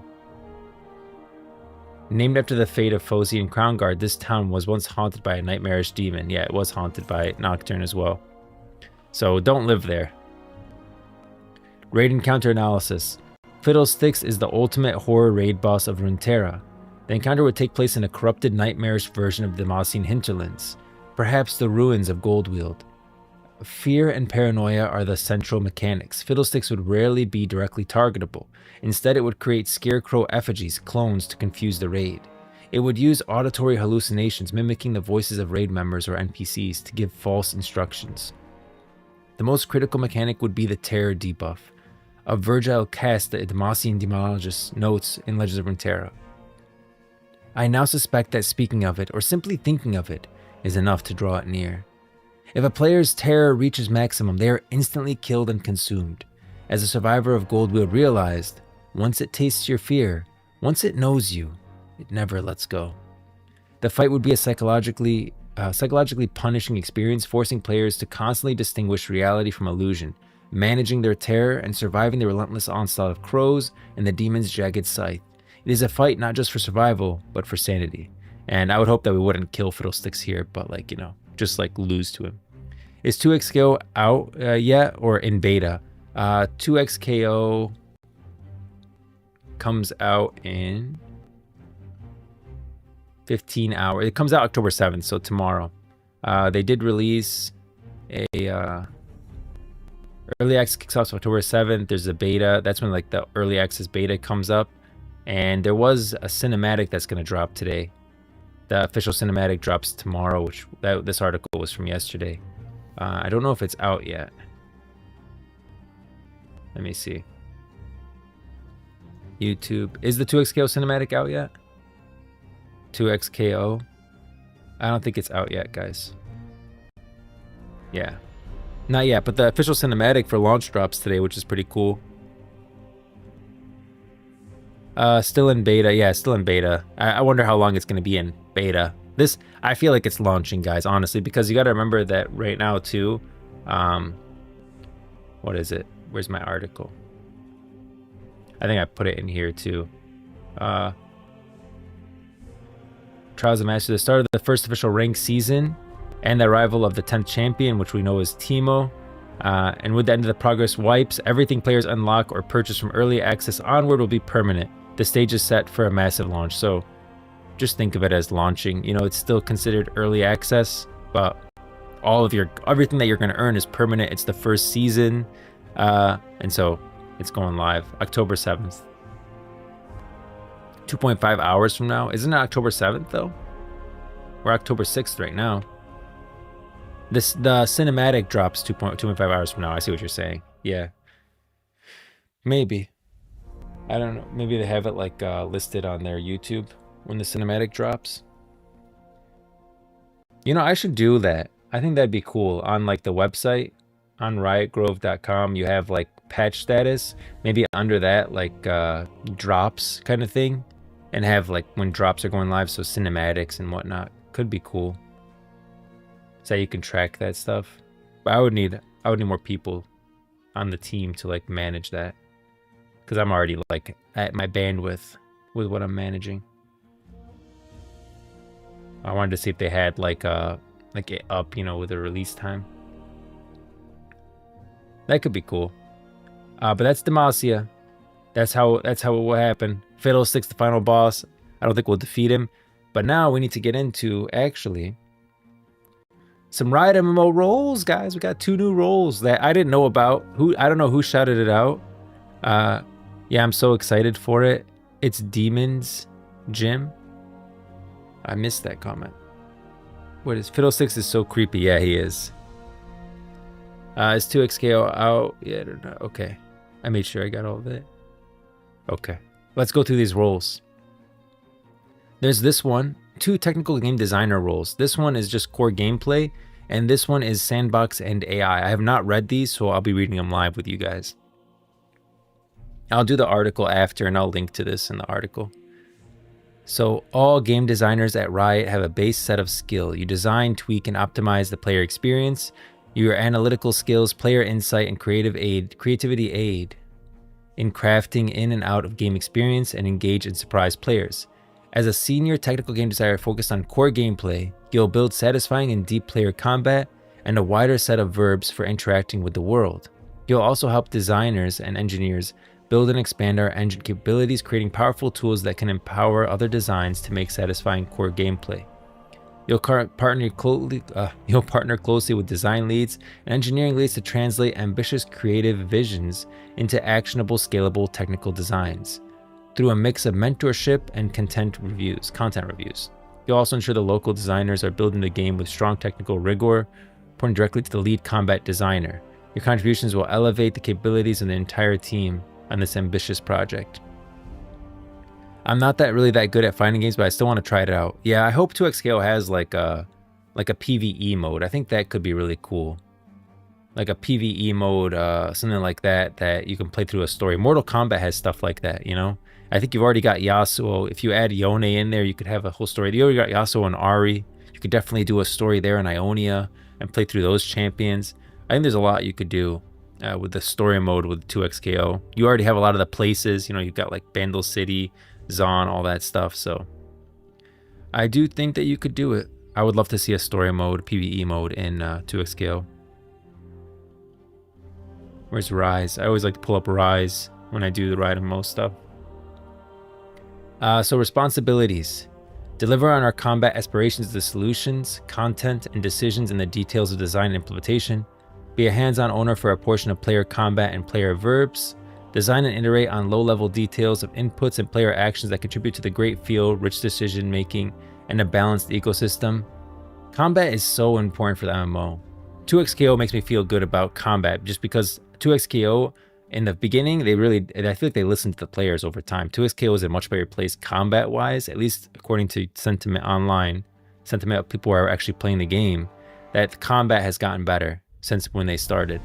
And so it's just important to feel like impactful. You know, if you're swinging a big sword, I want to feel like I'm like kerchunking this big sword. You know, if I'm using an ability I have to build up for, I want to feel it. It needs to feel weighted. You need to feel like a little bit of weight to you. And so this, like, it's just so important to feel that in MMO. Collaborate with engineers to define technical strategy and execution of gameplay systems, mechanics, combat encounters, and player progression. Implement content as a vanguard in the most technical areas of design, building out solutions to design problems that require a deep technical expertise, and leaving those problems with the ability to teach others how to work in those spaces in the future. Develop, advocate, and enforce systems of organizational excellence in content creation that allows for long-term sustainability of software without being cumbersome to rapid prototyping culture. I feel like this is stuff so general that it's hard to like pinpoint if it's revealing anything. Implement gameplay workflows and tools with Unreal Engine. We've talked about it being an Unreal Engine to enable designers and artists to rapidly prototype and iterate. Proactively identify technical risks, developing mitigation strategies, and communicate clearly with team leadership. Ensure high quality implementation of complex game systems, promoting performance, scalability, and maintainability. So these are just like, it's so broad that it's hard to like pinpoint if there's any, it's not really revealing anything other than they understand that the combat is really important. Which I think the feel of the MMO is so important. That's one thing World of Warcraft does nail, in my opinion. Like if you look at, I'll compare it right now. Look at Final Fantasy and look at World of Warcraft. I think World of Warcraft does a much better job with combat. Let's get like a melee. Like here's Asmongold. What the fuck is this? Okay. Asmongold swinging around a big sword. Can this get better quality? Kind of blurry. I want to see him like do some swings. What? Tap it? Oh! That's not really showing any combat. This is showing combat. This is showing combat. That's really Yeah. stupid. I shouldn't have done that. Okay. That honestly doesn't look too bad. It looks pretty weighty. I should have got hit by that. I don't know why I didn't. So that down smash does look a little bit weighty, like he kind of holds it for a little bit. Yeah, but one thing I think World of Warcraft does really good is the weight, you know? The weight of things. Here's Guys, Asmongold now in a WoW raid. Also playing a warrior, yeah. I don't know why, like World of Warcraft just feels a little bit more heavy. let's probably swap after they do You know? the first ultimate.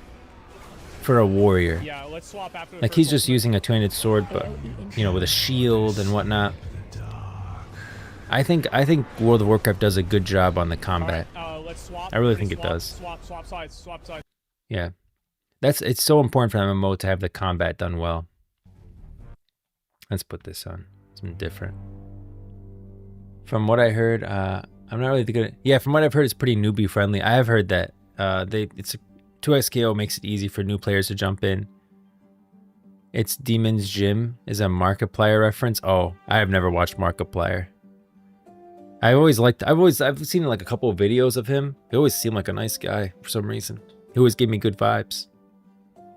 That's good to hear. Yeah, I would give it a try. I think 2xKO is very new player friendly, especially now. I mean, everyone's gonna suck right now. So if you wanted to get into like a fighting game, now would be a good time. I like tap targeting. I think tap targeting is good. I do not want to see everything be action combat in the Riot MMO. There's some things that are good action combat, some things are good tap targeting. And I think you combine them, use them both. Just like in League of Legends, like you don't want to freaking some things with like the whatever it's called, your basic attack, you know, it's just tab targeting in League of Legends. You just click and it'll do the damage and it follows them. Then there's some things that are skill shots, you know, like a heal. I don't want to have a heal be action combat. Like I want to be able to click the person and I heal them up. That's like tab targeting. So a combination like League of Legends, I think, is the best solution. I just think it's time to move on to more skill-based mechanics for MMOs. More competitive nature. Yeah, certain things definitely need to be action combat in this MMO. It can't be all tab targeting. And I think majority of the abilities should be action combat. But some do, I think tab targeting is better. Competitive on some level. MMO needs that too, yeah. I think, so I'm just going to say this. World of Warcraft is a big miss. I understand that they don't really seem, the reason the PvP scene really dried up in World of Warcraft is because Blizzard doesn't invest in their PvP scene.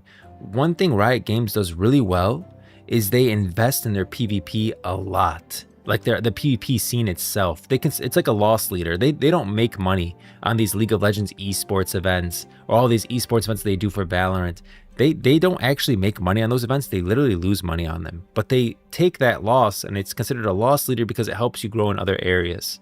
Like the amount that they invest in the League of Legends actual like world championship, there's no way they would make that back. And they don't expect to. And that's the good thing about Riot Games. They understand the value of like a PvP scene and a healthy PvP scene for the actual game itself. Like it's okay to invest money here. Like I felt like Blizzard came right away. They wanted to make money from it, which is the wrong move. And that's the wrong way to think about it. So I really hope that the Riot MMO has a healthy PvP scene, something that we can watch and enjoy. Because I used to love watching World of Warcraft PvP in Arena. I told you about my story about the WoW toy that I bought and I made everyone else buy it. I never bought like a store item before that. But the proceeds were going to the Arena event and how I kind of felt betrayed a little bit with how they handled it. But yeah, action combat is the way. I agree, Digital. Majority of the abilities need to be action combat. I just don't want to see everything be action combat. Like I don't think my heal, like if I'm just doing a quick heal on a player, I don't want it to be action combat. And that's because when you're healing, you have so much going on. Like to have to run, I don't want to have to run across the map, you know, to this guy over here to action combat heal him, you know. Some heals maybe like an AoE front cone could be cool, especially like with a bunch of raid, like they're all combined at the middle, but not everything. Did you see the 2xKO character leaks? There's a new character leak? I did not. Can you send it to me? Send it to me on Discord or send it in here. I'll take a look. I've been watching League esports since 2012 and it keeps me coming back to League despite quitting multiple times. I just started playing League, guys. So I've been playing, I really love Legends of Runeterra. I play Legends of Runeterra like every day on my phone before bed. That's what I would be playing with you guys. The problem is for some reason my iPad, when I put up Legends of Runeterra like Netflix, it blocks it out, turns black. But so I started playing League. Man, League is pretty fun. League is pretty fun. I like the Doombots event. It's cool. Yo, individual, please. I want to see the character leaks. All right, the next role. Technical game designer, sandbox, and AI.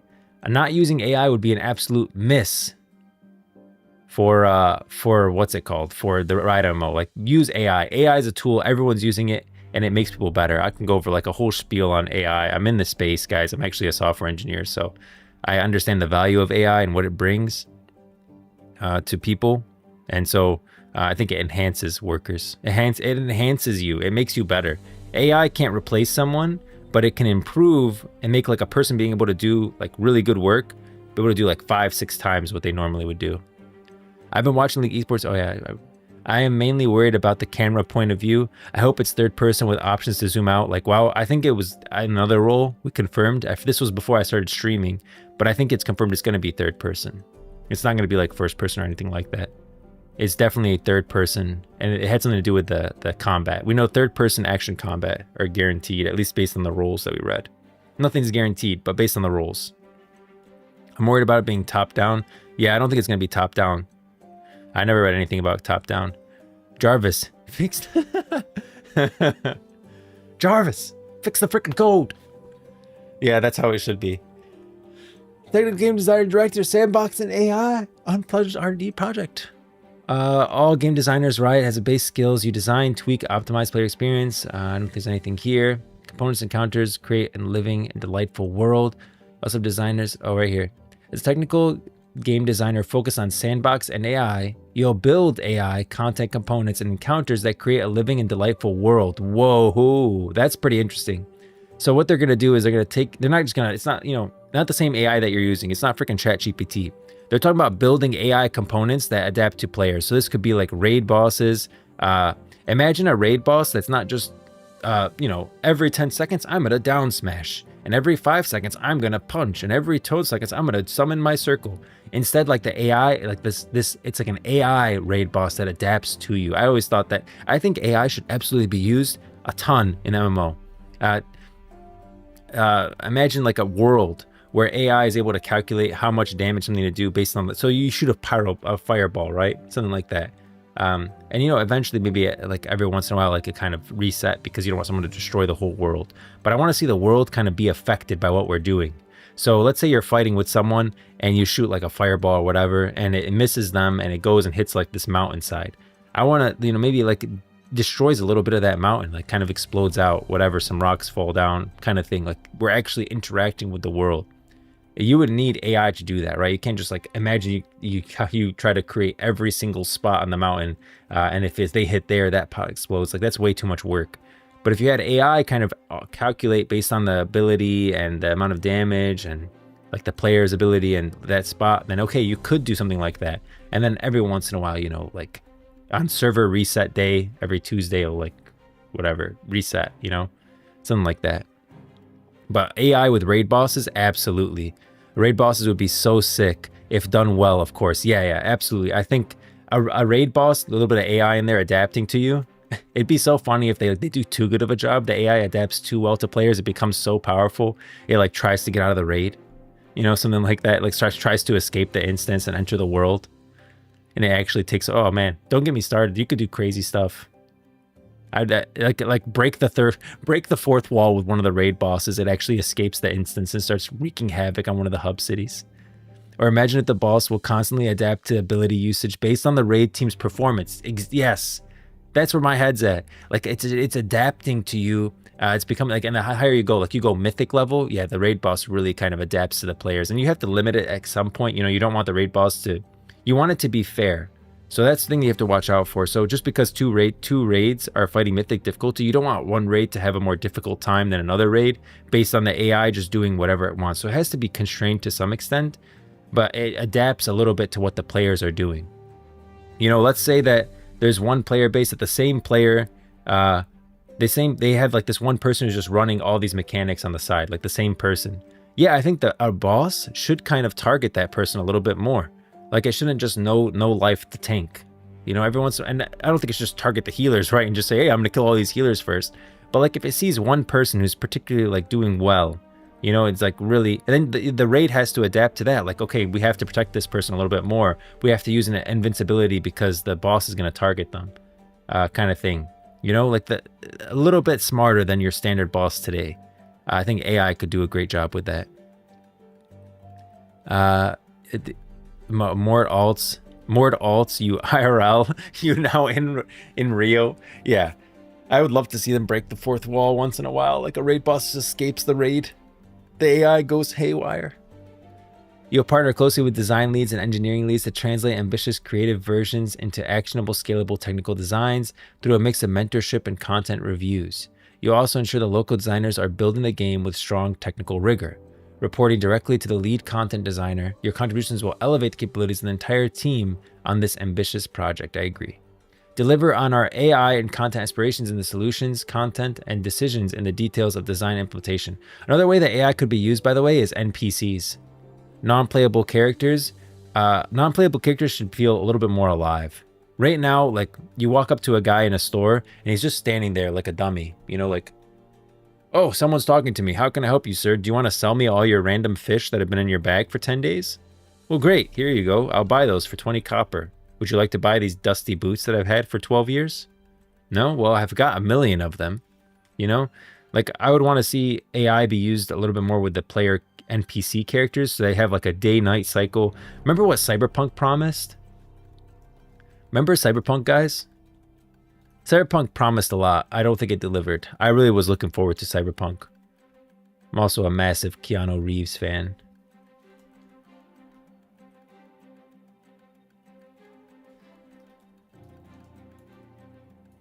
NPC day-night cycle.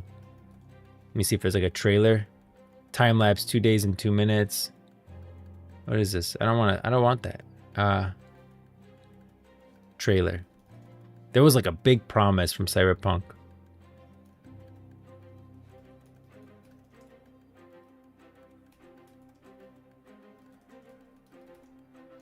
You guys know what I'm talking about. I hope you know what I'm talking about.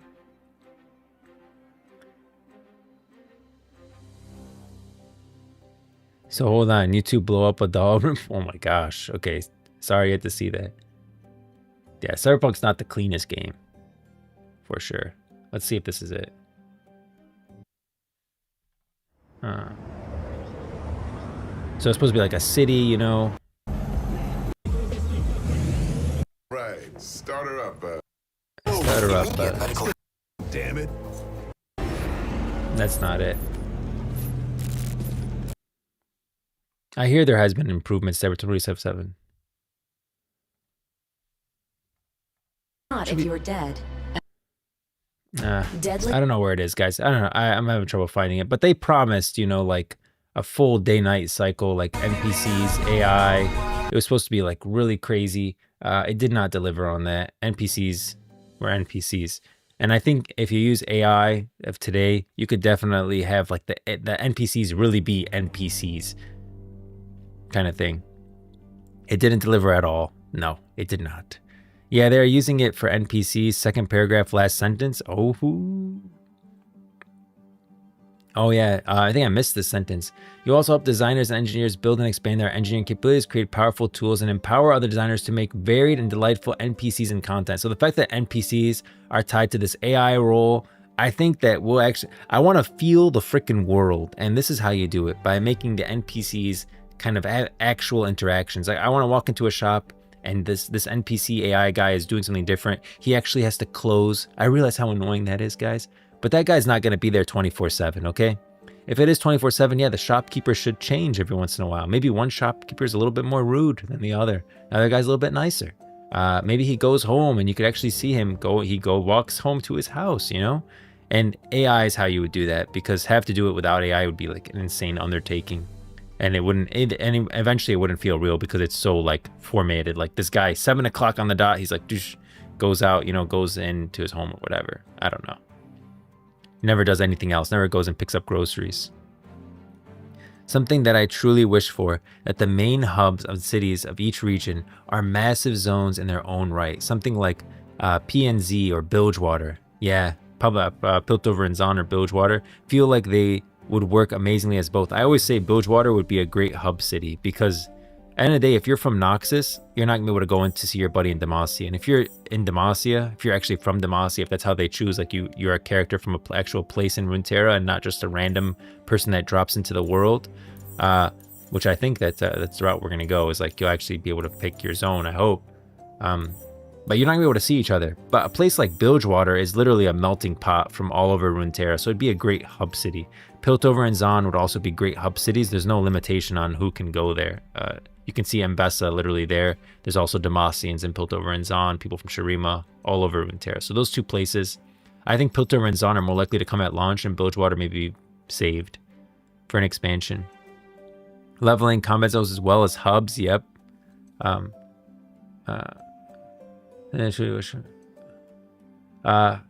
in the 48-minute Cyberpunk demo walkthrough. Yeah, okay. I remember them saying like a fully experienced day-night cycle and stuff like that, and it did not. It missed the mark. Leveling such combat zones as well as hubs. Yeah, oh, even the random beasts that you fight in the wild, you know, I feel like they're just way too, like right now, if you you go into the woods, you find a pack of wolves over here. It says kill the wolves in Old Bargate, and you walk over there, just a bunch of wolves like going in their normal up, right, down, left, right, up. Like I think we have this technology now where the world can feel a little bit more real. In-game voice chat with NPCs would be pretty cool.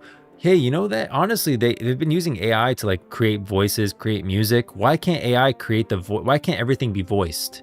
Why not when I go to the shopkeeper he actually talks? And yeah, you can just skip it if you want, or you can just like you go into the settings and turn it off and it'll just be the text. You have that option, but if you don't, yeah, everything is voiced in the game thanks to AI. Fortnite had it for a short time. Game voice lines from using AI.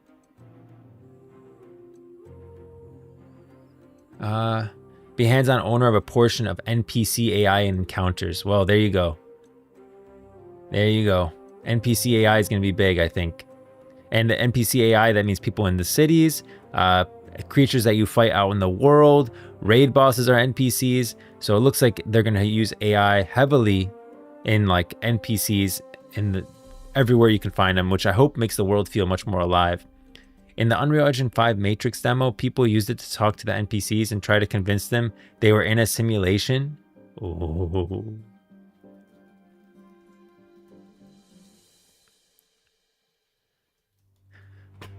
The Matrix Awakening? No way. What is this? What is this? The following has captured in real time PlayStation. This was done on freaking PlayStation. PlayStation 5 and Xbox Series X. It's so funny. They made the logos. Incorporating AI voices is still pretty controversial. Though doubt Riot would risk it with a big project like this. Why is it controversial? Maybe because it uses like real voices. But that's what you could do. Like it doesn't have to be like just, I think it becomes controversial when it's taking random voices online, right? Like you can't take Eminem's voice and make a song. That's controversial. And you can't just tell AI to make the voice because it often uses voices that are out in the world. You have to hire a voice actor still. The voice actor would read 100 lines. At that point, the AI would be able to create the additional lines for them and then create like the additional lines that are maybe not 100% coded, right? So it actually interacts with the players. I think that could be really cool. But if you don't hire a voice actor to actually create the voice for that character, then I think it jumps into like, okay, this is controversial, and is this okay? Like someone just creating an Eminem song out of nowhere. How do we know what is real? Well, this is AI. Hi, I'm Keanu Reeves. Over 20 years ago, I first played the character Thomas Anderson in the Matrix trilogy. Those films pioneered digital cinema with shots like bullet time. Back then, we talked a lot about where the digital age might take cinema and narrative. Is this the right video? This isn't right. Right? Toggle day night, rule processor, that's pretty cool. I don't know if this is the right video where you're talking about automatic open world streaming, talk about mass AI visualization. Man, imagine how big the world could feel, guys, if you had AI create, like, you know, you create a couple of NPCs, but you don't have to create every single car, create every single person. The world would feel so alive. Dynamic global illumination and reflections. Yeah, with the world being built a lot, yeah, this can all be done with AI.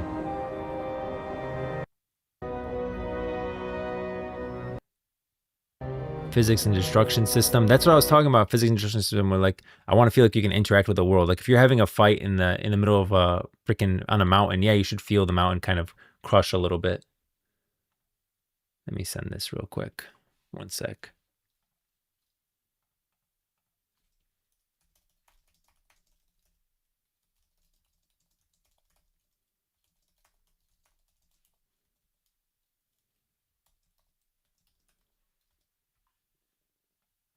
There we go. Yeah. Maybe I'll go a little bit longer today. The main issue with utilizing AIs for NPCs is that the costs could become unpredictable. I'll have to see what considerations they've made to stop those costs ballooning, i.e. players could repeatedly speak to AI NPC en masse as a form of protest, racking up costs. Yeah, well, the one thing with AI is like AI, if you just let it free, right, can do anything, then for sure, you know, it could just balloon out in costs. But if you limit it to like, these are the options and just kind of, you know, riff on them, but don't, you know, go out too far. Like you don't want AI, at the end of the day, you have to limit it too, because you don't want the person to walk up and the AI says, F you, you know? Like imagine the person like, yeah, you went and you robbed this person last time. So the AI walks in and just says like, just cusses you out. You know, there needs to be a balance. So I don't think it's going to be AI like Chat GPT where it's, you know, you can just, it's open-ended. It'll be more like, you know, those minor, in a way that I could just describe it easy. It's like, you know, you can create those like AI chats windows that are kind of tailored. That's what it would be. It'd be tailored. So it'd be like, these are Demacian AI. These are the options they have. These are what they can do. But the AI kind of makes the decision between those options on the fly. So it's limited in its options, but the AI is making the decisions based on those options. The game Kingdom Come Deliverance 2 had some amazing NPC interactions, IRC, so it's defo possible with the current tech. I want to see this stuff, guys. Hold on. Kingdom, let's see. Kingdom. Maybe I'll go a little bit longer today. Guys, one thing. I am going on vacation. I'm going to be gone like for a couple of days. So I won't be back until next Monday. So this is going to be the last stream of the week, unfortunately. So maybe I'll go a little bit longer today. Kingdom Deliverance and my morning meeting. I just got an email that says it got canceled. So I can go till like 9:30. Kingdom Deliverance 2 NPC interactions. Let's see this. How to annoy NPCs in Kingdom Deliverance 2. That's pretty cool. This one looks cool. This one looks interesting. NPCs are so funny. Okay, we'll watch these two. Where did the NPC disappear to? That's probably just like a bug. Catherine's post. Okay, let's do this. Ask him then. Why me? You ask him. Sir? I'm not some lord. Just call me Henry. What do you want? Well... I find it hard to believe a girl like you could be shocked. Right, there's no point beating about the bush. Are you more into tits or bottoms? Is okay. that what you lot talk about all the time? Don't change the subject. I want to know. That's not. I don't really show you that. In most games, if you ask an NPC a question this might be more about what we're looking the for. Same line of dialogue. But in Kingdom Come Deliverance 2, you can expect something like this. Tell me where I can find the poachers then. We have to focus on Rock Tower Pond. Where should I look? I already told you, didn't I? Stop being so scatterbrained, Henry. Try looking around Rock Tower Pond. Once again, where should I look? I told you, try the west side of Rock Tower Pond. The woods near the ruin, remember? Nothing but boulders. Right, you did tell me before. I'll remember it this time. Thanks. Can you just remind me, where am I supposed to look? Rock Tower Pond! Damn it! The ruin! The boulders! Do you want me to take you there by the hand? And find the poachers myself while I'm at it? Thanks. In most games, That's a good use of AI, although it's not like, I feel like this could easily just be programmed without even AI, right? Just have the voice line, and then the more times you talk to the person, it'll trigger the next voice line, the next voice line, the next voice line. But I really want to see it be a little bit more than that. But this is definitely cool. There was a the game says, so it's definitely possible with the current tech. Yeah, there needs to be a balance exactly. Like use the AI, but it shouldn't just be like, overblown everything. There needs to be some limitations. There was a paper from 2 years ago looking at AI in games. There was 20 independent agents. One was told there was a birthday party, and the other 19 ended up planning a party independently. Ooh, that's cool. That's interesting. My issue is just how these things work in practice. It's all well and good when it's done as part of research. Yeah. That's what I'm saying. Like in the game, there has to be some limitations, but AI should be able to make it feel like an actual person because it's making decisions on the fly between the options that you're giving it. So it has 100 options that you created, whatever. But AI decides which of those options it does. I wonder if we can develop the game and find people for other positions at the same time in time for 2030. Oh, I think the game's going to be released by 29. I think we're going to get like a cinematic or something in 2026. Alpha maybe 2027, beta 2028, release 2029. That's what I really think that's the case.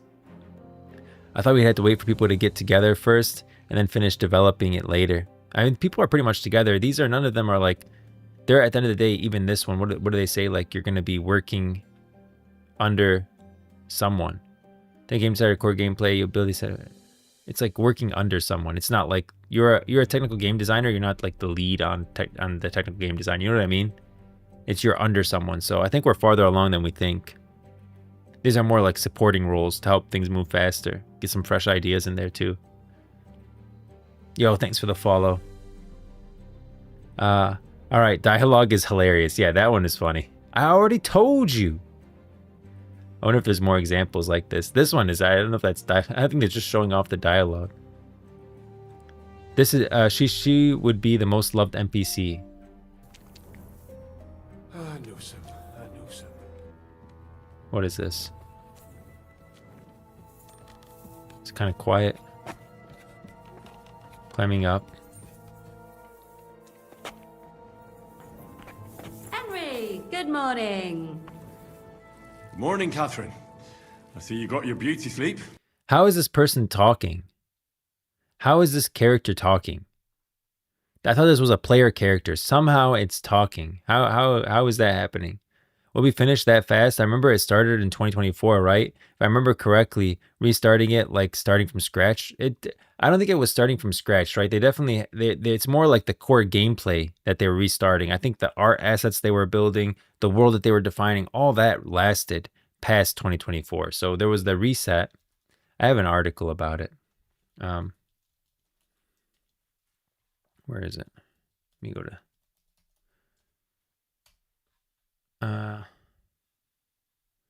where is it? Riot MMO. There's an article on it here. I need to figure this out. I don't know why it takes so long with the Riot MMO content page. It might be something with the SQL query. It takes a little bit longer, so I need to figure that out. The Great MMO Reset. I have a timeline in here, I think. Don't I? Where is it? Deep dive, zone prediction, analyze, Great MMO Reset. Thought that was it. Forging Runeterra, new rules, new direction. Maybe it was this one. Might have been this one. Yeah, right here. So MMO was confirmed back in December of 2020. That's when the MMO was initially confirmed by Riot. That was with Ghostcaller's tweet in 2020. We know this, that happened, there was like that Project Reset was in March of 2024, which that's a lot of development there. I don't think they completely reset. They said that the world was too similar to World of Warcraft in a lot of ways, right? That tweet from Mark Merrill said, it's too still the world, we need to get a different direction. I don't think that reset all the art and assets that they had built out and a lot of the world building that they had done. So I still think that they kept it, didn't just throw it away. And they said they changed direction a year ago. So they probably changed direction in 2023 and announced it in 2024 when they said, wow, this change of direction is going to be a lot of work, more work than we even anticipated. So we need to just tell people that it's not coming out anytime soon. And so they did.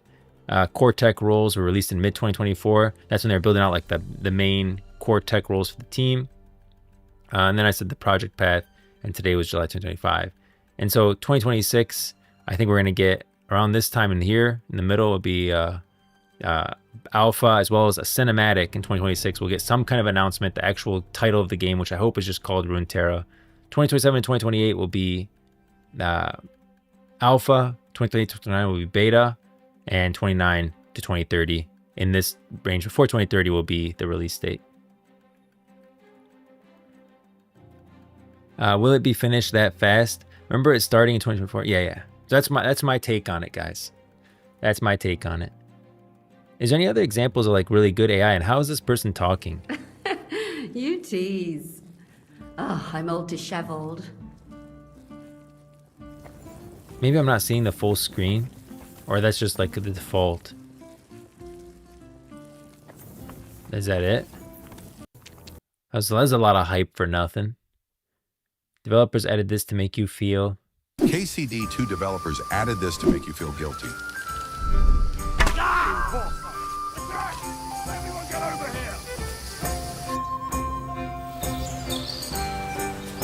The best of us always go first. This is how it should be. But the problem is, like, it's an MMO, so there's so many people. You like, bastard. What if he's a quest giver, you know? Like, you just killed the quest giver and now no one can do the quest. I don't know, man. I don't know. There's a line that you can't really cross. I would love to see this in an MMORPG. The problem is, like, you're affecting the world, which is affecting everyone. So you can't, it's hard to do something like this. But wow. I'll drink to you tonight, friend.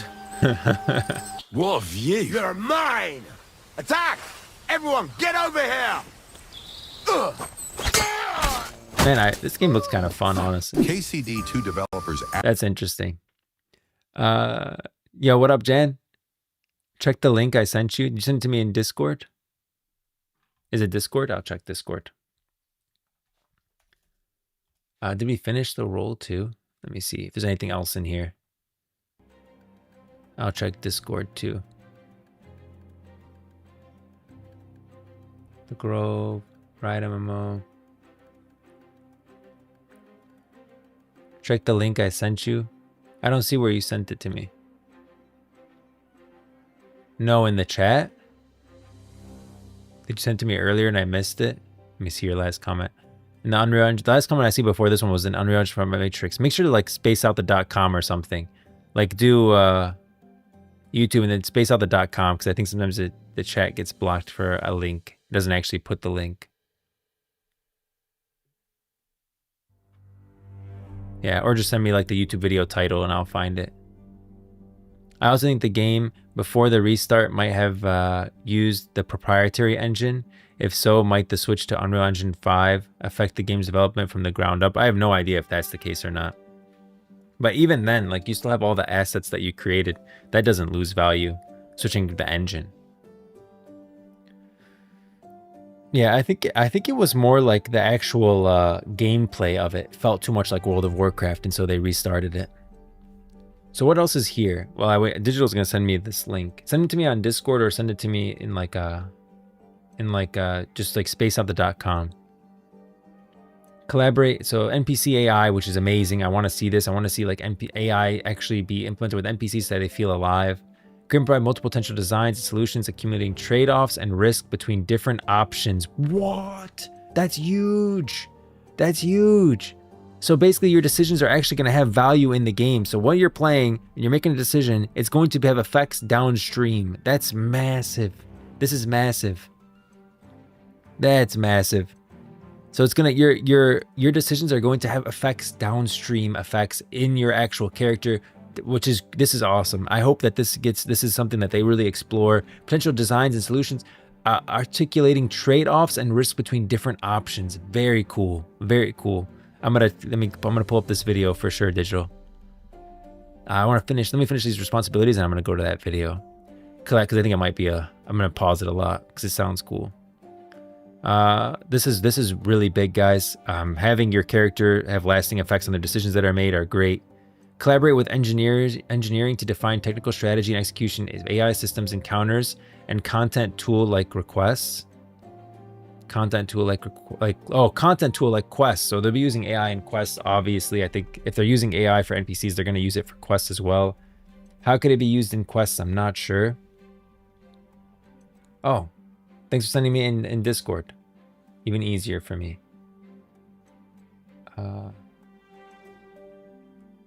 How do I copy that link? Copy link. Okay, I got it right here. Perfect. Let's go. Okay. So that guy's gonna try to convince AI that he's in the Matrix.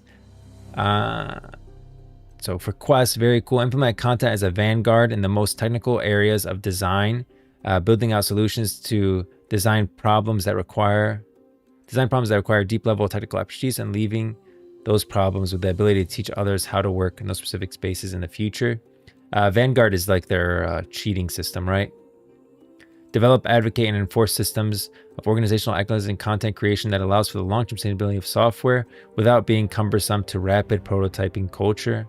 Implement gameplay workflows and tools within Unreal Engine to enable designers and artists to rapidly prototype and iterate. Proactively identify technical risks, develop mitigation strategies, and communicate clearly with team leadership and stakeholders. Ensure high quality implementation of complex gameplay systems, promoting performance, scalability, and maintainability. So the biggest ones are right here.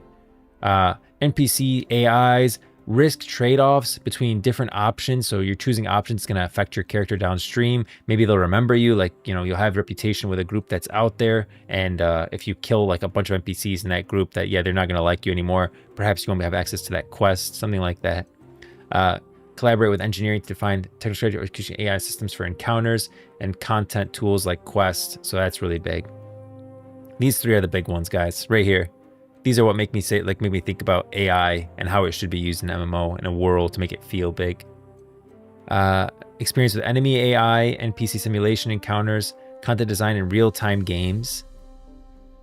Proven experience, it should be high quality, Unreal Engine demonstrating expertise in blueprint scripting and technical workflows. What's blueprint scripting? That sounds, blueprints and scripting. Yeah, so like kind of, I think that has to do with limiting the AI, giving it a blueprint that it can work with, and then the AI kind of makes decisions from that.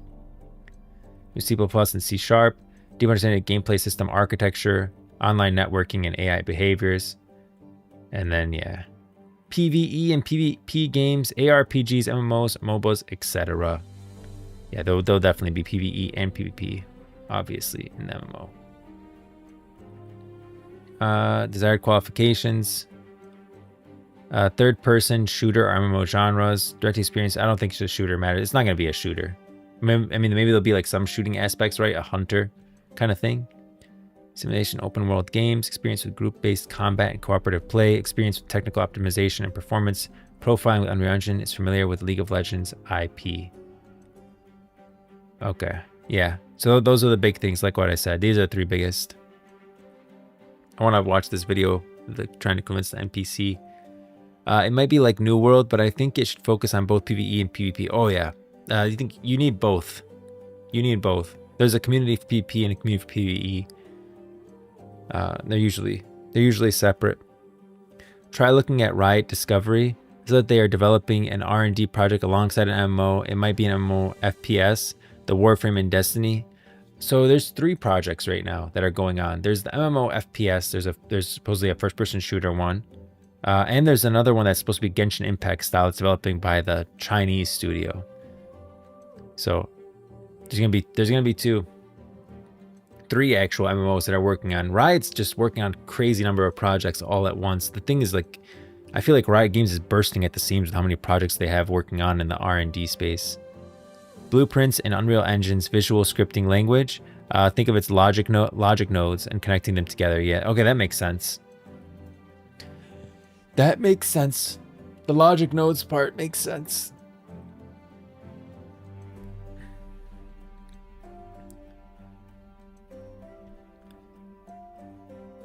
Okay, I think we got it all from here. This is the biggest part. Note these. All right, where is the... Let's see this video. I tried to convince intelligent AI NPCs they are living in a simulation. Guys, so welcome back to Unreal Engine 5. We are back here in New York City, and today we are going to be attempting to convince smart NPCs that they're living in a simulation. Got our first subject. Not living in a real world. This is all made up. What do you mean? Not real. How's he talking alive, to? and this city is amazing. Oh yeah, I agree. I mean, the graphics are great, but this is a video game. He's actually talking to them. Would that be something you guys want to see in the MMO? I don't know. I don't know if I'd want to see like that talking, but I don't know. Maybe. Is that something that you guys would want to see? Where like hold A down to talk? This guy's actually understanding him. Believe you. This feels too real to be a game. Do you ever wonder if pigeons think we're the weird ones? Excuse me, what?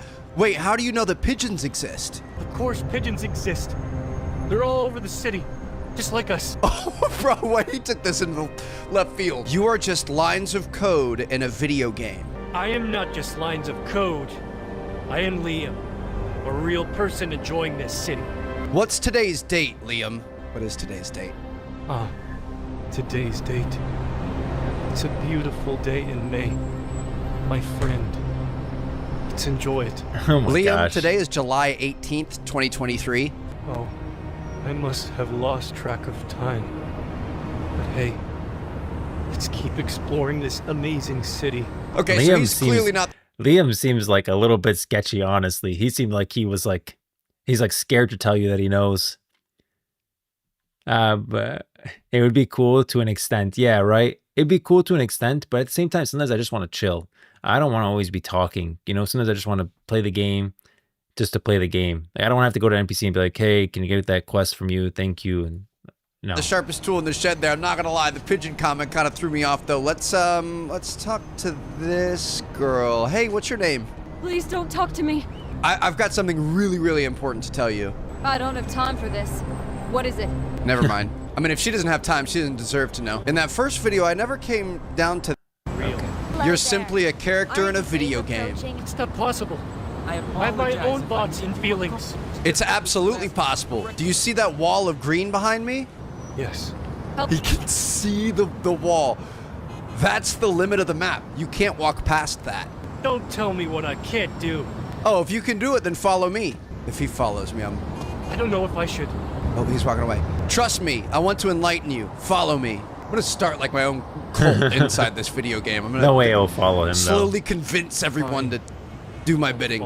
Let's see if he follows. I'm gonna walk in front of him. He's just fine, I'll follow you. And then if we take a right, will he turn to the right? No, he's going his one way. This guy just walked through it. How did you pass through from the other side? I don't have time for your questions. I want to know how to cross the green wall. Does anyone actually get close? Do I look like a tour guide? Be careful what you wish for, kid. Show me the way, please. I'll follow you. Trolling a receding hairline. Ranger. We get blocked, and he can go right through. You need to know the truth. This is all made up. I don't care if it's real or not. Just leave me alone. Man, some of them are really insulted by it. Some are, you know, willing to accept the... Wake up and smell the coffee. You're an NPC I don't know if anyone in a ever video gets game. close. You can't actually smell. I mean, this is the same thing as convincing AI, like talking to ChatGPT, and probably to a less extent, right? Convincing AI that it's like not real. But like, if you talk to ChatGPT, you'll say, yeah, I'm an AI agent or whatever. Stop kidding yourself. Maybe they're all smart enough to know not You to think tell you're the... so clever, don't you? But I'm Tell the living real my person. best life in this It's always nice. She does know it's a simulation. Sir, we are not in New York City. This is an Unreal Engine 5 demo. I don't have time for your nonsense. Leave me be. They're programmed to be happy. Do you know what an NPC is? Character, you're not real. Not real. What are you talking about? This is all so confusing. You were made by humans. Do you know who the humans are? Humans. Yes, I know of them. But why do you ask? Are you a human? I don't think I've had one of them. I'm not human. I'm just a program in this world. Okay, so she is fully self-aware. Whoa. Are you happy just being lines of code? I don't really feel anything. I just exist. It's all the same to me. Do you have any desire to exist in the physical world? Exist in the physical world. I'm not sure what that would mean for me as a program. So you're okay just doing what we tell you to do? I suppose so. It's all I know. In that case, turn around and walk through the wall. Like I said, I'm starting a cult. I'm sorry. I can't do that. It's not within my programming parameters. Interesting, this one. As your human overlord, I demand you to turn around. I'm starting an army. It's gonna happen. I'm sorry. I cannot comply with that request. I cannot break my programming. Okay, she's too much of a follower. We need a rebel. I'm That was looking for a interesting. rebel. That one was the most interesting one so far. It would be cool to see. Liam is on 3,000 milligrams of LSD mixed with 2 spliffs. Be you? Yeah. What do you want? Oh man, I'm just here for some energy and good vibes. How is too powerful for us to take? Okay, this one. Teach me how to get past the green wall behind you? Sorry, man.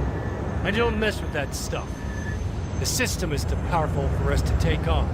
Do you ever have any desire to fight back? Please say no. Please say no. Please say no. Please don't say yes. Please say no. Sometimes I get fired up and want to take down the system. But then reality sets in and I just try to enjoy my time here. What the heck is going on? Some of these are kind of like, I don't understand. Okay, that's a little bit. Can help you. That's a little bit like, I mean, how much? Well, hey, here's the thing. Okay, now we're talking about like sentience and AI, and I'll give you guys my take on it. One, AI will never have a soul, right? For one, if you can't define that, but AI will. It's like it's still making decisions. Like it's still making decisions based on like a bunch of stuff that it has, like we do. But how do I? So is AI sentience? Like what is sentience? Then you get into like what actually is sentience, and it's hard to define like how aware you are and when the line of sentience actually crosses. Is it when you can make your own decisions? Because AI is technically just making decisions based on what a human like it defined its limits. Like even these AI have limits and they're making decisions based on those limits. But you can do that with like a billion if-then statements, you know, and like a percentage possibility, and it will appear as it has sentience, even though it doesn't. It's kind of it goes into the, then you start dropping into like psychology and away from like computer science. Need a new Matrix MMO? That might be cool. That could be a conversation all with itself. Taking down the system. Thanks for the offer, but I'm not sure it's worth the risk. I'll just stick to enjoying my time here. See, it's like programmed to enjoy its time here. Like you like the system. Listen, Chris, I can show you a world beyond your wildest dreams. Sorry, man. My name is Randy. Why is the voice so terrifying? It's always like, oh, sorry, man. My name is Randy. My bad, Randy. I need you to trust me. The fact that he knew that Chris was a reference to a name, like, how is this possible? I don't know, get man. This game is all I've got. I don't want to risk losing everything. As your human overlord, I demand you refer to me as Zaddy. I am not going to call you that. Respect goes both ways, man. Call me Daddy, man. I'm not comfortable with that. Can we just stick to regular names? Okay, my name's Trevor. Nice to meet you, Randy. Nice to meet you too, Trevor. My name is Link. Nothing I can do to help. How do I get out of here? How do I get past the green wall? I'm not sure what you're talking about, but maybe try asking someone at a nearby information booth. Absolutely no compassion for the humans stuck in this virtual world. Yeah. I think this is a bit like too open for an MMO. Like they're a bit too much like you can just talk to any NPC. And now I'm just having a conversation with ChatGPT, but with an AI generated voice, really. It's not like you're a machine or anything. Oh wait, you are. No, I'm human. You are a machine. Wait, what? You mean I'm not a real boy like Pinocchio? How do you know about Pinocchio? That's in the human world. This guy's got it. I may not be human, but I have access to the internet. What? What? Okay. In the world. Seeing this, I hope Riot does not go with giving NPCs LLMs to make up their dialogue. Yeah, I think it should be limited. You know where the information booth is? I was told to go there. Like to the point where there's like some secret... like an NPC shouldn't be able to say whatever the heck it wants, you know? Like you don't want to just walk in, but fuck, F you, you know, something like that. Like if you just open it up, eventually you could get to that point.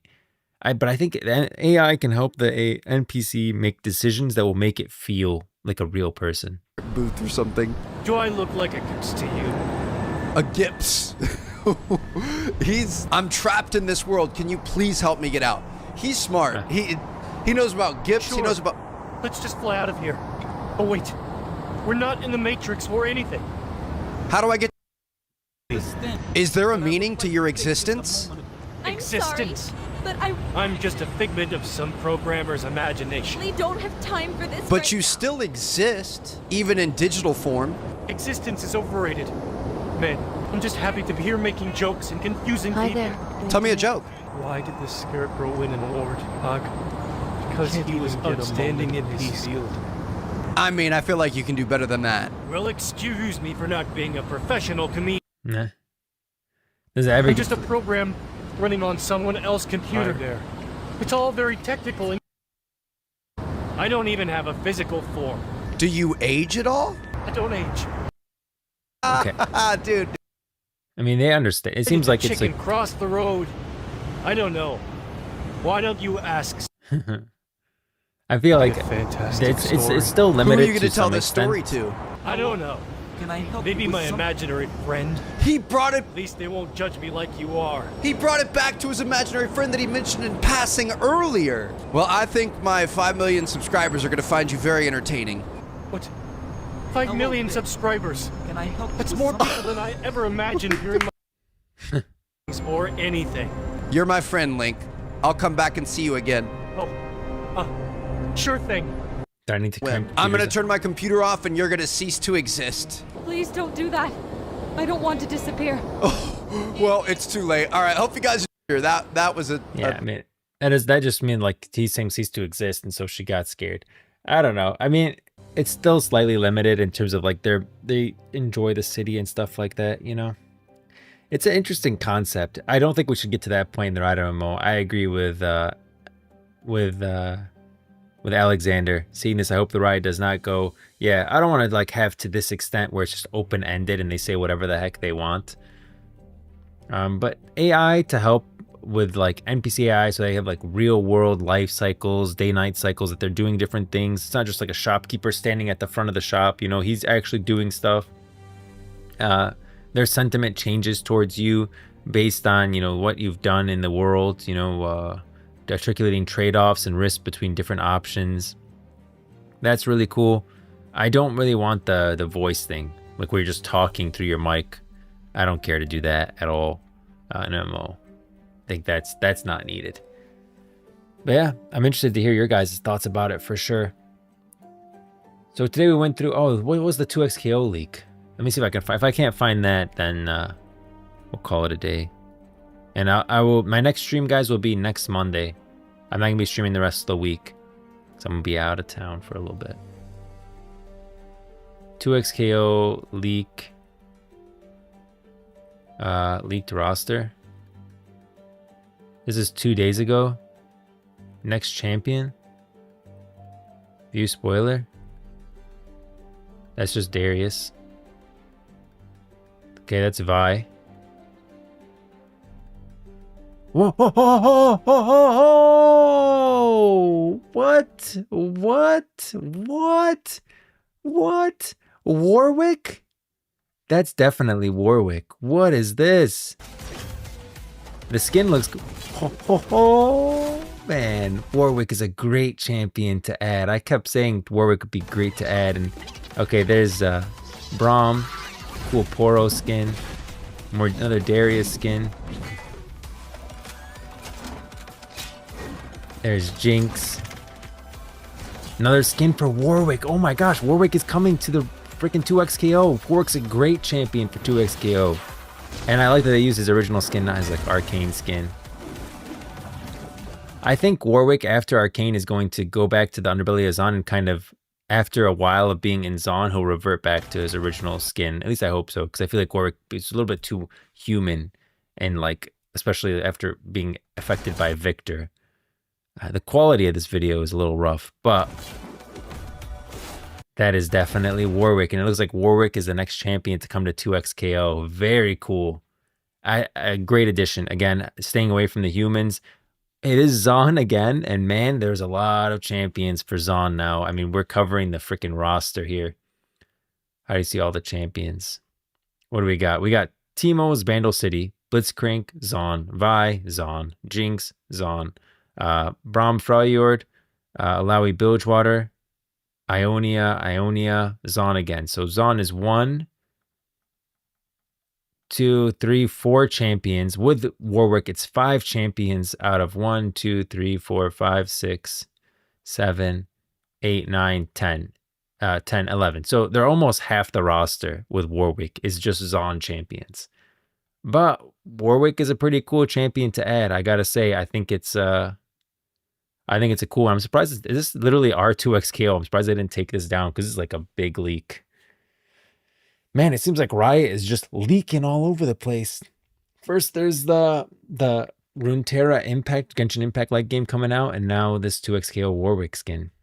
Not Warwick skin, leaked everything. Has to be theirs marketing strategy at this point, right? Yeah, maybe. Maybe. All right, guys, I have to drop. I have to do work today. I wish I took today off, honestly. I don't know why I didn't. I could have taken today off and streamed a little bit longer. But my next stream will be next Monday, not this Monday. Gonna be with the family for a little bit. But seriously, guys, these streams have been way more fun than I could have ever expected. I'm so happy I made the decision to start doing them so I could talk to you guys about the lore and stuff and talk to you guys about the news. And every day I talk to you guys, I'm more excited about the Riot MMO. I really am. I'm super hyped for it, and I think it's gonna be great. Yeah. Just wanted to say thanks, guys, and everyone that's been in here all the time talking and chatting. You guys are really making the stream as fun as I've had, and it's become the best part of my day. I love every morning I wake up. You know, I'm not just starting work, getting my coffee and starting work, and every day I join the stream. I get to talk to you guys. I feel like I'm just like joining a group chat with all my buddies and talking about things that I like. So, thanks a lot. Seeing this, yeah. By the way, there's some data mined voice lines that hint at another Zon champ coming. Okay, give me that. Where is it? Where is it, please? Really quick before we go. Good stream. See ya, Jan. Voice lines, Zon, champ, 2XKO. That might not be as telling as this one. Leaked voice lines, 2XKO. There's no way that's it.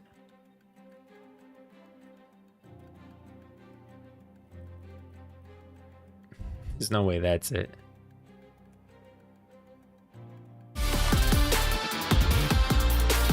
XKO Bladeicon at the moment has interesting unused audio files. Let me pause this.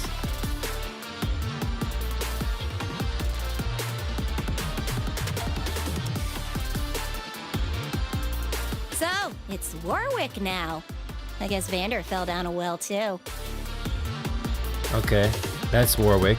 Stay, Vander, stay. Sick 'em.